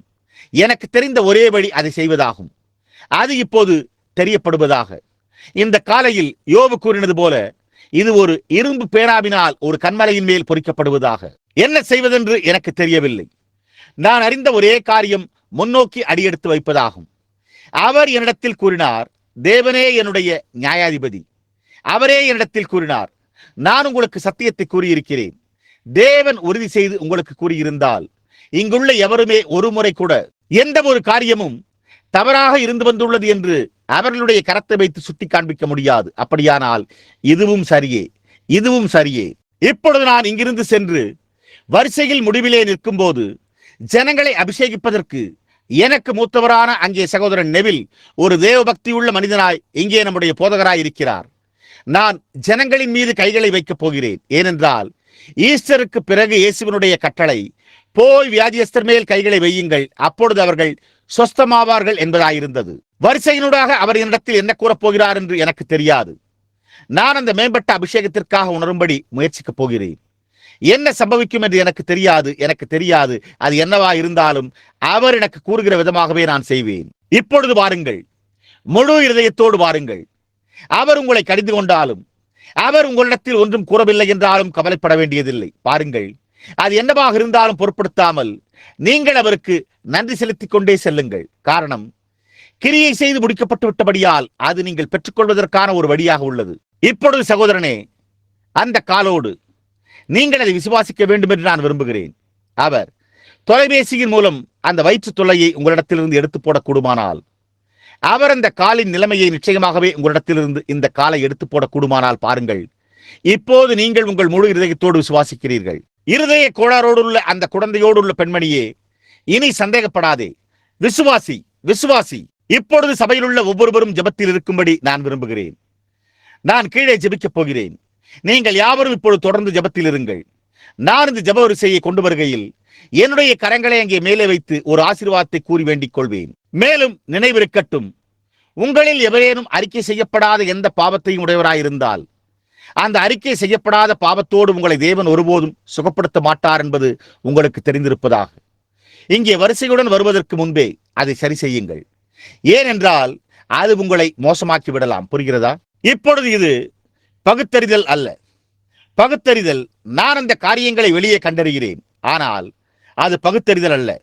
நான் ஒரு புதிய ஊழியத்திற்காக தேடிக்கொண்டிருக்கிறேன். நீங்கள் யாவரும் நன்கு புரிந்து கொள்கிறீர்களா? சரி, இப்போது விசுவாசியுங்கள். நாம் நம்முடைய தலைகளை வணங்கி இருக்கையில் இப்பொழுது நாம் ஜெபம் செய்வோமாக. பிதாவாகிய தேவனே, என்னுடைய கைரேகைகள் இந்த பிரசங்க பீடத்தின் மேல் அப்படியே பல மணி நேரங்களாக இருக்கின்றன. இப்போது கிட்டத்தட்ட 30 வருடங்களாக அல்லது அதற்கு மேலாக நான் இங்கு நின்று கொண்டு உலகம் முழுவதும் பிரசங்கித்து வந்திருக்கிறேன். மேலும் நான் பிரசங்கித்துள்ள சுவிசேஷத்தை நீர் உறுதிப்படுத்தி இருக்கிறீர். ஏனென்றால் அந்த செய்தி உம்மிடத்திலிருந்து வந்தது. நான் எந்த வேத பாட பள்ளிகளுக்கும் ஒருபோதும் சென்றதில்லை. உம்மை தவிர வேறெந்த இடத்திலும் ஒருபோதும் கலந்தாலோசித்ததும் இல்லை. உம்முடைய வார்த்தையை வாசித்து ஆவியானவர் என்ன செய்ய சொல்லுவார் என்று காணும்படிக்கே காத்திருக்கிறேன். இப்பொழுதும் கர்த்தாவே, மார்க் 11:23 இந்த ஊழியத்தை குறித்து நீர் அறிந்திருக்கிறீர். வேளையானது சமீபித்து விட்டது என்பதையும் நீர் அறிவீர். நான் அந்த அணில்களை குறித்தும் சகோதரி மற்றும் அவளுடைய பையன்களை குறித்தும் உண்மையாக கூறியுள்ளதை அறிந்திருக்கிறீர். இப்பொழுதும் பிதாவே, அன்றொரு காலை அங்கே படுக்கையில் எனக்கு அந்த தரிசனம் வந்ததை அறிந்திருக்கிறீர். நான் அந்த வேதாகமத்தையும் அதன் பின்னர் சிலுவையையும் அதன் பின்னர் உம்மையும் கண்டேன். அதை ஏற்றுக்கொள்ள வேண்டும் என்று என்னுடைய மனதிற்குள்ளாக வெளிப்படுத்தப்பட்டது. ஏனென்றால் அது உறுதிப்படுத்தப்பட்டுள்ளது. இப்பொழுது கர்த்தாவே, இந்த ஈஸ்டர் காலையிலே இங்கே நிற்கும்படியாக என் சபையில் நான் இந்த காலை முன்னோக்கி சென்று ஜனங்கள் நிமித்தமாக அதிக வல்லமையுள்ள ஒரு புதிய வரத்தை நீர் எனக்கு எழுப்புவீர் என்று ஜெபிக்கிறேன். என்னுடைய ரட்சிப்பின் காரணமாய் அல்ல. ஏனென்றால் கர்த்தாவே, நீர் ஏற்கனவே என்னை ரட்சித்திருக்கிறீர். சுயத்திற்காக அல்ல, உம்மை அறிந்து கொள்வதற்கு, நான் எல்லா பெரிய காரியங்களையும் புறக்கணித்திருக்கிறேன். அங்கே வெளியே அந்த பெரிய ஆலயத்தில் நீர் என்னிடத்தில் அன்று ஒரு நாள் நான் உன்னுடைய பங்காய் இருக்கிறேன் என்று கூறினது போல இப்பொழுது கர்த்தாவே, உம்முடைய ஆவி எனக்குள்ளாக வந்து நான் உம்மிடத்தில் தயை கண்டடையும்படியாய் கர்த்தாவே, நான் உம்முடைய பங்காக இருக்கட்டும். நான் என்னுடைய கரங்களை இந்த வெளியேறப்பட்ட அவதியுற்றுக் கொண்டிருக்கிற ஜனங்கள் மேல் வைக்கையில் கர்த்தாவே, உம்முடைய ஆவியானது மீதமுள்ள கிரியையை செய்வதாக. கர்த்தாவே, எனக்கு செய்ய தெரிந்ததெல்லாம் அவ்வளவுதான். என் கட்டளையை நான் நினைவு கூறுகிறேன். நான் சுகவீரமுள்ள ஜனங்களுக்காக ஜெபிக்கும்படி பிறந்தேன். அவர்களை விசுவாசிக்கும்படி செய்ய உத்தமமாய் இருக்க நான் ஜெபிக்கும் போது கர்த்தாவே, நான் இதற்கு மேல் எப்படி உத்தமமாய் இருக்க வேண்டும் என்று எனக்கு தெரியவில்லை. அவர்கள் அவதியுற்றுக் கொண்டிருக்கிறார்கள். கர்த்தாவே, நானும் அவதியுற்றிருக்கிறேன். தயவு கூர்ந்து அன்புள்ள தேவனே, அவர்கள் ஒவ்வொருவரும் சுகமடைய அருள் புரியும். மோசே சிவந்த சமுத்திரத்தை நோக்கி அடியெடுத்து வைத்து சென்றது போல விசுவாசத்தினாலே கர்த்தாவே, நான் இப்பொழுது முன்னோக்கி செல்கிறேன். நான் இந்த புனிதமான பிரசங்க பீடத்திலிருந்து அடியெடுத்து வைத்து இயேசு கிறிஸ்துவின் நாமத்தில் இந்த ஜெப வரிசைக்கு கீழே செல்கிறேன். அந்த அணில்களை எனக்கு தந்த தேவன், சகோதரி ஹேட்டுக்கு அந்த வார்த்தைகளை தந்த தேவன், அவர்களிடத்தில் பேசும்படி எனக்கு தந்த தேவன், அவர் என்னோடு செல்வாராக. நான் இயேசு கிறிஸ்துவின் நாமத்தில் செல்கிறேன். சாத்தானே, அந்த குழந்தையை விட்டு போகும்படி இயேசு கிறிஸ்துவின் நாமத்தில் நான் உன்னை கடிந்து கொள்கிறேன். அதை விட்டு போ. இந்த குழந்தையை விட்டு வெளியே வா. போ. அந்த குழந்தை சுகமாயிருப்பதாக. நான் என்னுடைய சகோதரன் மீது என்னுடைய கரங்களை வைத்து இயேசு கிறிஸ்துவின் நாமத்தில் அவருடைய சரீரத்தின் துன்பத்தை கடிந்து கொள்கிறேன். ஆமீன். இயேசு கிறிஸ்துவின் நாமத்தில் அவளுடைய வேண்டுதல் அவளுக்கு கொடுக்கப்படுவதாக. கர்த்தாவே, இயேசு கிறிஸ்துவின் நாமத்தில் சகோதரி ரூத்துக்கு அவளுடைய சுகமளித்தலை தருவீராக. ஆமீன். நான் அந்த குழந்தைக்காக ஜெபிப்பேன். ஆனால் நான் அந்த பிரசங்க பீடத்திலிருந்து கீழே வந்து, நீங்கள் எங்கே வசிக்கிறீர்கள்? ப்ளூமிங்டன், இந்தியானாவா? இந்த குழந்தையை குறித்த ஒரு கடிதத்தை எனக்கு எழுது. இப்பொழுது இங்கே வயிற்றில் உள்ள வீக்கம் யாவும் போய்விடும். பெண்மணியே, அது உண்மை என்று நீங்கள் விசுவாசிக்கப் போகிறீர்களா? ஆகையால் பிதாவே, நான் என் கரங்களை இந்த குழந்தையின் மேல் வைத்து இந்த பிசாசை கடிந்து கொள்ளுகிறேன். அந்த குழந்தையை விட்டு புறப்பட்டு போ. அது இப்போது இயல்பாகி அந்த குழந்தை சுகமடைவதாக. ஓரிரு நாட்களில் நீ எனக்கு ஒரு கடிதம் எழுது. அந்த கோணலான பார்வை கொண்ட சிறிய குழந்தை அங்கே படுத்திருப்பதை பார்த்தீர்களா? உங்களுக்கு நீ சந்தேகம் இல்லை என்றால் நீங்கள் அந்த குழந்தையை திரும்ப கொண்டு வந்து அது இயல்பாகவும் சுகமாயும் இருப்பதை காண்பீங்கள். நான் கரங்களை இந்த சகோதரியின் மேல் வைக்கிறேன். அவள் சீரோபேனிக்கியா ஸ்திரீயின் மனப்பான்மையை பெற்றுக் கொள்வாளாக. அவள் இயேசு கிறிஸ்துவனுடைய நாமத்தில் சுகமடைவாளாக. இயேசு கிறிஸ்துவின் நாமத்தில் இருதயம் நன்றாக இருப்பதாக. நான் இந்த வார்த்தைகளை பேசுகிறேன். அது நன்றாக இருக்க வேண்டும். அது வேறெந்த காரியமாகவும் இருக்க முடியாது. இயேசு, நீ விசுவாசித்தால் என்னால் முடியும் என்றார். அவர் ஒரு சமயம் ஆட்டுக்கடாவை தோன்ற பண்ணினது போல இப்பொழுது அவரால் ஒரு அணிலை அந்த விதமாக சரியாக தோன்ற பண்ண கூடுமானால் அவரால் அந்த இருதயம் இயல்பாகவும் நன்றாகவும் இருக்கும்படி செய்ய முடியும். அது இருக்க வேண்டும். இயேசு கிறிஸ்துவின் நாமத்தில் இருதயம் நன்றாக இருப்பதாக அதை அருளும். இப்பொழுது அது எளிமையா இருக்கவில்லையா? அது எளிமையாக உள்ளது. தேவன் மிகவும் எளிமையாக இருக்கிறார். எனவே அது நம்மேல் கடந்து செல்லுகிறது. இப்பொழுது இனி அதை குறித்து சிந்திக்க கூடாதபடி நீங்கள் போதிய எளிமையுள்ளவர்களாயிருங்கள். அது சரியாயிருக்கும். கர்த்தாவே, எங்களுடைய சகோதரி இயேசு கிறிஸ்துவின் நாமத்தில் சுகமாயிருப்பாளாக. ஆமேன். சகோதரியே, கர்த்தாவே, இப்போது நான் இந்த வார்த்தைகளை கூறியுள்ளேன். என்னால் ஜனங்களுக்கு முன்பாக நேர்மையாக அறிக்கையிட முடியும். நான் அவர்களிடத்தில் நீங்கள் இந்த மலையை பார்த்து பெயர்ந்து போய் என்று சொல்லி சந்தேகப்படாமல் இருந்தால் நீங்கள் கூறியுள்ளதை பெற்றுக்கொள்ள முடியும் என்று கூறியிருக்கிறேன். இயேசு கிறிஸ்துவின் நாமத்தில் இந்த இன்னலும் உங்களுக்கு உண்டாயிருக்கிற உங்களுடைய எல்லா தொல்லைகளும் அகன்று போவதாக. இப்போது சந்தேகப்படாதீர்கள். இப்பொழுது அவருக்கு நெருக்கமாக செல்லுங்கள். கர்த்தாவே, இந்த பயங்கரமான தலைவலியோடு உள்ள இந்த சிறியவர் மீது நான் என்னுடைய கரங்களை வைக்கிறேன். இயேசு கிறிஸ்துவின் நாமத்தில் அது சுகமடைவதாக. ஆமேன். கர்த்தாவே, இயேசு கிறிஸ்துவின் நாமத்தில் அந்த மலை அவனிடத்திலிருந்து பெயர்ந்து போவதாக. அது சுகமடைவதாக. எங்களுடைய சகோதரன் இப்பொழுது முழுமையாக சுகமடைவாராக. ஆமீன். செவிடு மற்றும் ஊமை, காது கேளாத ஊமை, கர்த்தாவே, இயேசு கிறிஸ்துவின் நாமத்தில் நான் நாளுக்கு நாள் வருடா வருடம் பிரசங்கித்துள்ளேன். நான் என்னுடைய வாழ்நாள் முழுவதும் விசுவாசம் வந்து உங்களோடு தொடர்பு கொள்வதை ஒருபோதும் கண்டதில்லை. ஆனால் ஏதோ காரியம் சம்பவித்திருந்ததே. இப்பொழுது அவருக்கு அவருடைய காதில் செவிட்டுத்தன்மையும் மற்றும் வயிற்றில் பிளவும் ஏற்பட்டுள்ளது. இயேசு கிறிஸ்துவின் நாமத்தில் அவர் சுகமடையட்டும். ஆமீன். இப்பொழுது சந்தேகப்படாதீர்கள். கர்த்தாவே, அவருடைய சரீரத்தில் இன்னல்களை நீர் அறிந்திருக்கிறீர். ஒரு உத்தம இருதயத்தோடு அவர் மீது கரங்களை வைப்பதினால் இயேசு கிறிஸ்துவின் நாமத்தில் அவர் சுகமடையட்டும். ஆமீன். மரணம் ஒரு வாசலிலே கிடக்க அதற்கடுத்து விசுவாசம் உள்ளது.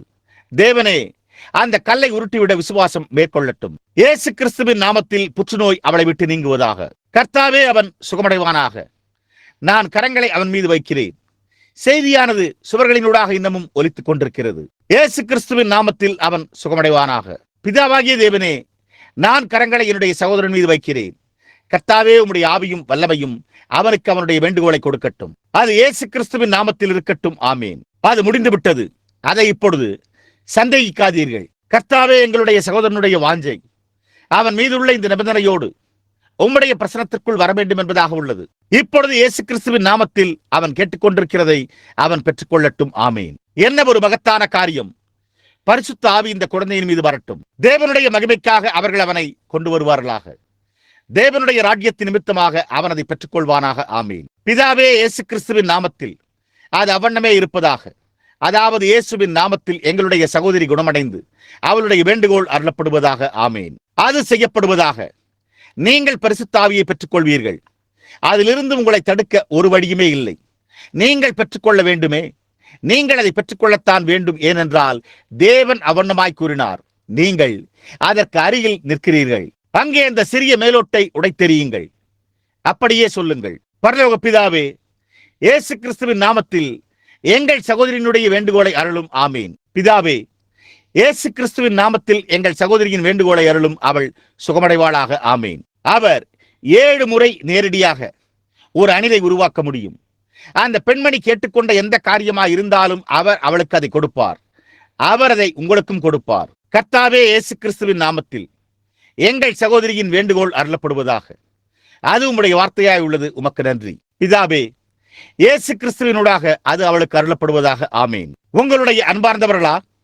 பிதாவே, இயேசு கிறிஸ்துவின் நாமத்தில் இவைகளை அருளும். கர்த்தாவே, இந்த சிறிய யூத ஸ்திரீ, நீர் ஆபிரகாமின் தேவனாய் இருக்கிறீர். இயேசு கிறிஸ்துவின் நாமத்தில் இதை அவளுடைய வேண்டுகோளை அருளும். அது அப்படியே இருப்பதாக. இயேசு கிறிஸ்துவின் நாமத்தில் பரலோகத்தின் தேவன் அவளுடைய வேண்டுகோளை அருள்வாராக. ஆமீன். இந்த குட்டி பெண், நீ எங்கே மேடையின் மேல் வந்தபோது தேவன் உன்னுடைய வாழ்க்கை குறித்த எல்லாவற்றையும் என்னிடத்தில் சொல்லிக் கொண்டிருந்தார். அவர் அந்த பதட்டத்தை உன்னிடத்திலிருந்து எடுத்து போடுவார். கர்த்தாவே, இந்த பெண்ணிடத்தில் உள்ள அந்த பதட்டத்தை நான் கடிந்து கொள்கிறேன். அது இந்த வேளையில் அவளை விட்டு நீங்கி அவள் இங்கிருந்து மிகவும் சந்தோஷமாய் நடந்து செல்வாளாக. அது இயேசு கிறிஸ்துவின் நாமத்தில் இருக்கும். நாங்கள் நினைவு கூறுகிற உயிர்த்தெழுதலில் உம்முடைய குமாரன் இயேசுவை உயிரோடு எழுப்பின பரலோகத்தின் தேவன் அவள் இதை இன்றைக்கு இயேசுவின் நாமத்தில் பெரிதாய் கொண்டாடுவாளாக. ஆமேன். தேவனுடைய குமாரனாகிய இயேசு கிறிஸ்துவின் நாமத்தில் நான் கரங்களை என்னுடைய சகோதரியின் மேல் வைத்து இயேசுவின் நாமத்தில் இப்பொழுதே அவள் சுகமடைவாளாக என்று வேண்டிக் கொள்கிறேன். தேவகுமாரனாகிய கர்த்தராகிய இயேசு கிறிஸ்துவின் நாமத்தில் எங்களுடைய சகோதரி சுகமடைவாளாக. ஆமேன். இது அவளை தடுக்க முடியாது. அது வெளியேறத்தான் வேண்டும். போ, இது வெளியேறத்தான் வேண்டும். கர்த்தாவே, இயேசு கிறிஸ்துவின் நாமத்தில் எங்களுடைய சகோதரி சுகமடைவாளாக. ஆமேன். இயேசு கிறிஸ்துவின் நாமத்தில் நான் இந்த என்னுடைய சகோதரியை சுகப்படுத்துகிறேன். ஆமேன். இயேசு கிறிஸ்துவின் நாமத்தில் நான் என்னுடைய சகோதரியை சுகப்படுத்துகிறேன். ஆமேன். இயேசு கிறிஸ்துவின் நாமத்தில் நான் என்னுடைய சகோதரியை சுகப்படுத்துகிறேன். இயேசு கிறிஸ்துவின் நாமத்தில் நான் இந்த என்னுடைய சகோதரியை சுகப்படுத்துகிறேன்.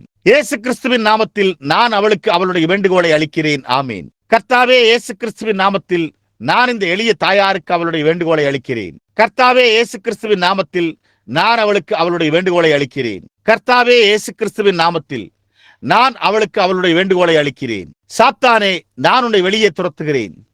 இயேசு கிறிஸ்துவின் நாமத்தில் அந்த ஸ்திரியை விட்டு போ. நீ ஒரு நீண்ட காலமாக கட்டப்பட்டிருந்தாய். நீ இப்பொழுது விடுதலையாயிருக்கிறாய். நீங்கள் சுகமடைய போகிறீர்கள். அப்படியானால் அது இப்போது சரியாயிருக்கும். இப்பொழுதே அதை விசுவாசியுங்கள். தேவனே, இயேசு கிறிஸ்துவின் நாமத்தில் முடமாயிருக்கிற இந்த சகோதரிக்கு நான் அவளுடைய சுகமளித்தலை அளிக்கிறேன். ஆமேன். இயேசு கிறிஸ்துவின் நாமத்தில் நான் இந்த சகோதரிக்கு அவளுடைய சுகமளித்தலை அளிக்கிறேன். ஆமேன். இயேசு கிறிஸ்துவின் நாமத்தில் சகோதரியே, நான் உனக்கு உன்னுடைய சுகமளித்தலை அளிக்கிறேன். ஆமேன். அது அவண்ணமே இருப்பதாக. நான் ஒரு தவறை செய்து கொண்டிருக்கவில்லை என்று நான் தேவனிடத்தில் நம்பிக்கையாயிருக்கிறேன். விசுவாசத்தினால் இதை அருளும். அது அவண்ணமே இருப்பதாக. இருதய கோளாறை சுகப்படுத்தவும் கூட தேவன் உங்களுக்கு பலனை கொடுக்கிறார் என்று நீங்கள் விசுவாசிக்கிறீர்களா? நான் சற்று முன்பு கூறின அந்த சம்பவத்தை நீங்கள் விசுவாசிக்கிறீர்களா? உங்களுடைய முழு இருதயத்தோடுமா? அப்படியானால் நான் உங்களுக்கு உங்களுடைய சுகமளித்தலை அளிக்கிறேன். இயேசு கிறிஸ்துவின் நாமத்தில் நான் உங்களுக்கு உங்களுடைய சுகமளித்தலை அளிக்கிறேன். இங்கே சற்று முன்னர் திரும்பி சென்ற இந்த பெண்மணியின் பெயர் என்ன? நீங்கள் இங்கு எங்காவது வசிக்கிறீர்களா? நீங்கள் சுகமடைந்திருக்கிறீர்கள் என்பதை நீங்கள் நினைவு கூறுங்களே. நான் இங்கே நின்று கொண்டிருப்பது போல அது அவ்வளவு உண்மையானது. இயேசு கிறிஸ்துவின் நாமத்தில் பிதாவே இதை அவளுடைய சுகமளித்தலை அருளும் என்று நான் ஜெபிக்கிறேன். ஆமேன். பிதாவே, இயேசு கிறிஸ்துவின் நாமத்தில் அவளுடைய சுகமளித்தலை அவள் பெற்றுக்கொள்வாளாக. ஆமேன். நான் உனக்கு கூறுகிறேன், நான் தேவனுடைய கிருபையினால் ஒரு தெய்வீக வரத்தின் மூலமாக நான் உன்னுடைய சுகமளித்தலை உனக்கு அளிக்கிறேன். அந்த பிசாசையும் கூட துரத்துகிறேன். சகோதரி ரோஸ், நீங்கள் விசுவாசிக்கிறீர்களா? ஓ கர்த்தாவே, வானங்களையும் பூமியையும் சிருஷ்டித்தவரே கர்த்தாவே, இந்த சகோதரி ரோஸ் ஆஸ்டினுக்கு இந்த சுகமளித்தலை இயேசு கிறிஸ்துவின் நாமத்தில் அளிப்பீராக. ஆமேன். சகோதரி ரோஸ், அதுதான் இது.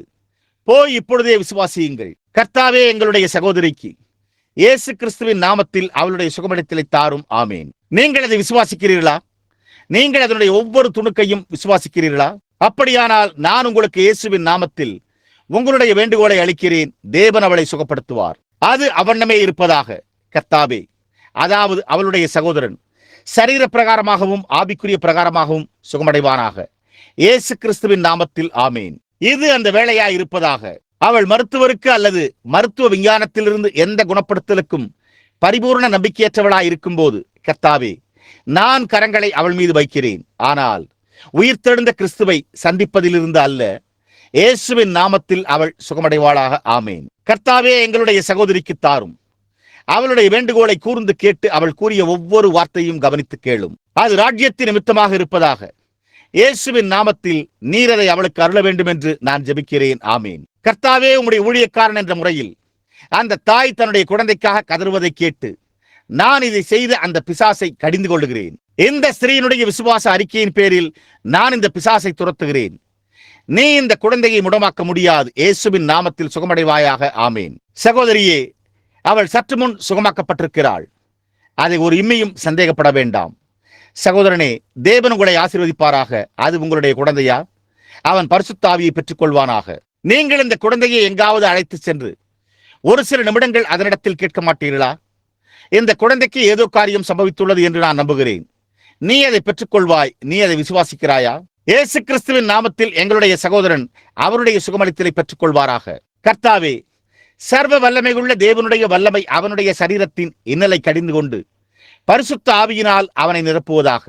இதுவே அந்த வேளையும் நேரவுமாக இருக்கிறது. இயேசு கிறிஸ்துவின் நாமத்தில் நான் அதை அவனுக்கு அளிக்கிறேன். ஆமேன். நீரிழிவு போய்விட்டது. நீங்கள் பரிசுத்த ஆவியை பெற்றுக் கொண்டீர்கள். நீங்கள் எவ்வளவு காலமாக இன்னல் பட்டு வந்தீர்கள். உங்களுடைய ஜீவியம் முழுவதும் கிறிஸ்து உங்களை குணமாக்கி இந்த துன்பத்திலிருந்து உங்களை விடுவிப்பார் என்றும் உங்களை இயல்பு நிலைக்குள்ளாக்குவார் என்றும் நீங்கள் விசுவாசிக்கிறீர்களா? உங்களுடைய குழந்தையா? உங்களுடைய பாதம்? நீங்கள் தனியாக வந்துள்ளீர்களா? எனக்குள்ளாக வலிமை இருந்திருந்தால் பாருங்கள். ஆனால் அதற்கான விசுவாசத்தை பெற தேவன் எனக்கு உதவி செய்வார் என்று நான் விசுவாசிக்கிறேன். நான் எனக்குள்ளாக இருக்கிற வல்லமையில் ஒவ்வொரு காரியத்தையும் செய்வேன். நீங்கள் என்னை விசுவாசிக்கிறீர்களா? அந்த அணில்களை குறித்த சம்பவத்தை நீங்கள் விசுவாசிக்கிறீர்களா? நீங்கள் விசுவாசிக்கிறீர்களா? இது சாத்தியமாய் இருக்கிறது என்று நீங்கள் விசுவாசிக்கிறீர்கள். அதாவது இந்த காலையில் தேவனால் உங்களுடைய சரீரத்தை குணப்படுத்த முடியும். நீங்கள் மீண்டும் நடக்க, முதல் முறையாக நீங்கள் நடக்க வேண்டும் என்று விரும்புகிறீர்களா? அங்கே உங்களுடைய பிறப்பினூடாக ஏதோ ஒரு காரியம் சம்பவித்துள்ளது. ஏதோ ஒரு சிறு காரியம் இடையூறாய் அமைந்துள்ளது. நீங்கள் சரியாக வளரவில்லை. ஒரு மூட்டு மற்ற மூட்டுக்கு மேலே வளர்வது போல அது கீழே அதை பிடித்துள்ளது. பாருங்கள், அந்த மூட்டு அந்த மற்றொரு மூட்டிலிருந்து வெளியே வர முடிந்தால் அப்பொழுது அது நேராக்கப்பட்டு சரியாயிருக்கும். புரிகிறதா? அது சரிதானே? அது ஒரு சாபமாய் உள்ளது. அது ஒரு சாபமாய் உள்ளது.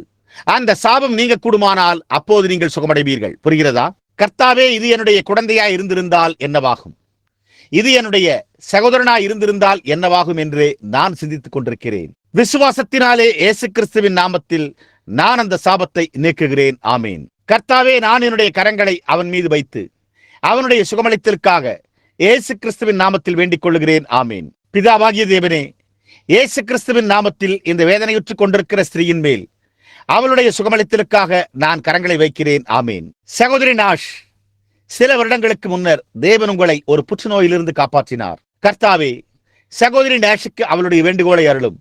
உம்முடைய ஊழியக்காரன் என்ற முறையில் நான் அதை வேண்டிக் கொள்கிறேன். அது செய்யப்படும். அதுதான் பதில். சகோதரி நாஷ், இயேசு கிறிஸ்துவின் நாமத்தில் எங்களுடைய சகோதரிக்கு அவளுடைய வேண்டுகோளை தாரும். ஆமேன். சகோதரனே, உங்களுக்கு நன்றி. அங்கிருந்த உங்களுடைய ஜனங்களிடத்திற்கு திரும்பி செல்லுங்கள். தேவன் அதை அருள்வாராக. அப்படிப்பட்ட ஒரு அருமையான நேரம். நான் அங்கிருந்த போது உங்களுடைய ஜனங்கள் சுற்றி ஒன்று திரண்டனர். நாங்கள் அங்கிருந்த போது நீர் பம்பாயில் இருந்தீரா? பாருங்கள், அப்படியானால் நீங்கள் கேள்விப்பட்டிருக்கிற இந்த காரியங்களை, அதாவது நீங்கள் விசுவாசிக்கிறீர்களா? கர்த்தாவே அவர் தன்னுடைய ஜனங்களிடத்தில் கடல் கடந்து திரும்பி செல்கையில் அவர் தேவனுடைய வல்லமையினால் நிரப்பப்பட்டு செல்வாராக. அவர் கேட்டுக்கொண்டிருக்கிற ஒவ்வொரு வேண்டுகோளிலும் சுகப்படுத்தப்படுவாராக. அவர் இயேசு கிறிஸ்துவின் நாமத்தில் போய் அதை பெற்றுக்கொள்வாராக. ஆமேன். தேவகுமாரனாகிய இயேசு கிறிஸ்துவின் நாமத்தில் எங்களுடைய சகோதரி அவளுடைய வேண்டுகோள்களை பெற்றுக்கொள்வாளாக.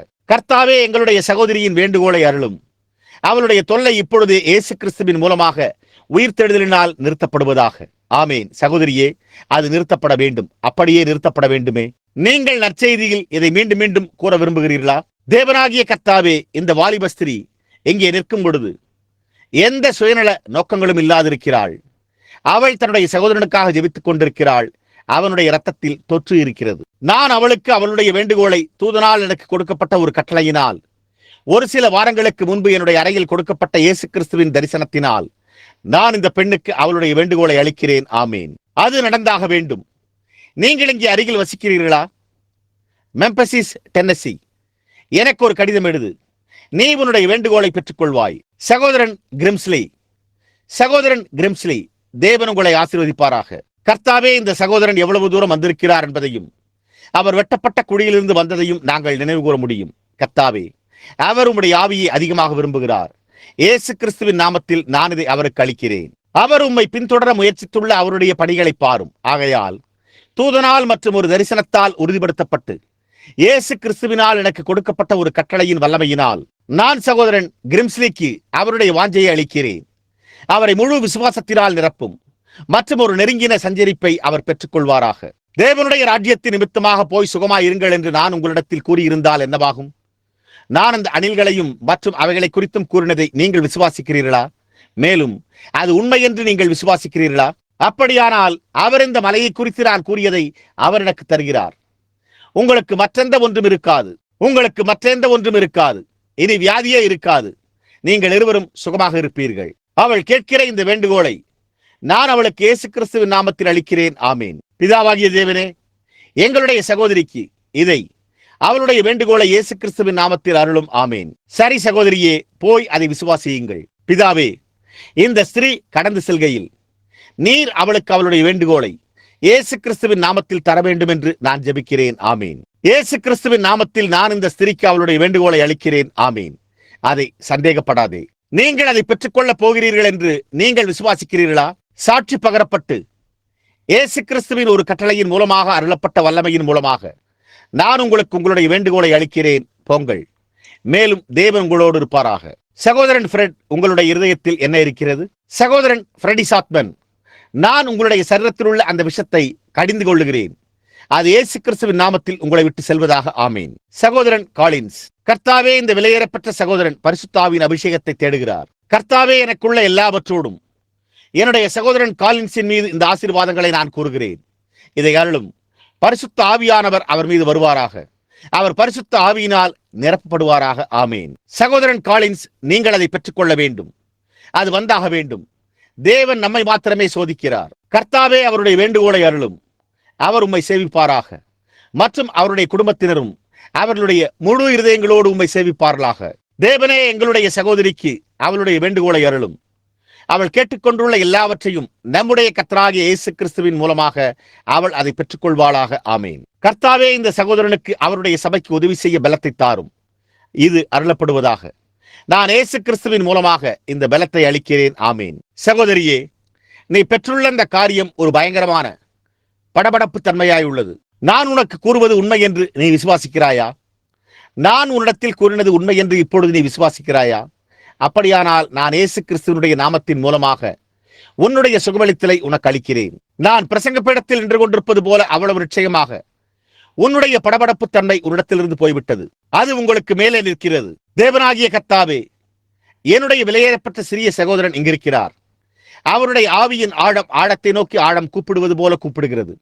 அவருக்கு பரிசுத்த ஆவி தேவைப்படுகிறது. கர்த்தாவே, அவரால் முடிந்த ஒவ்வொரு வகையிலும் அவர் உம்முடைய ஆராதனையை மதித்துள்ளார். பரிசுத்த ஆவியின் வல்லமையினால் அது என்னுடைய சகோதரன் மீது வருவதாக.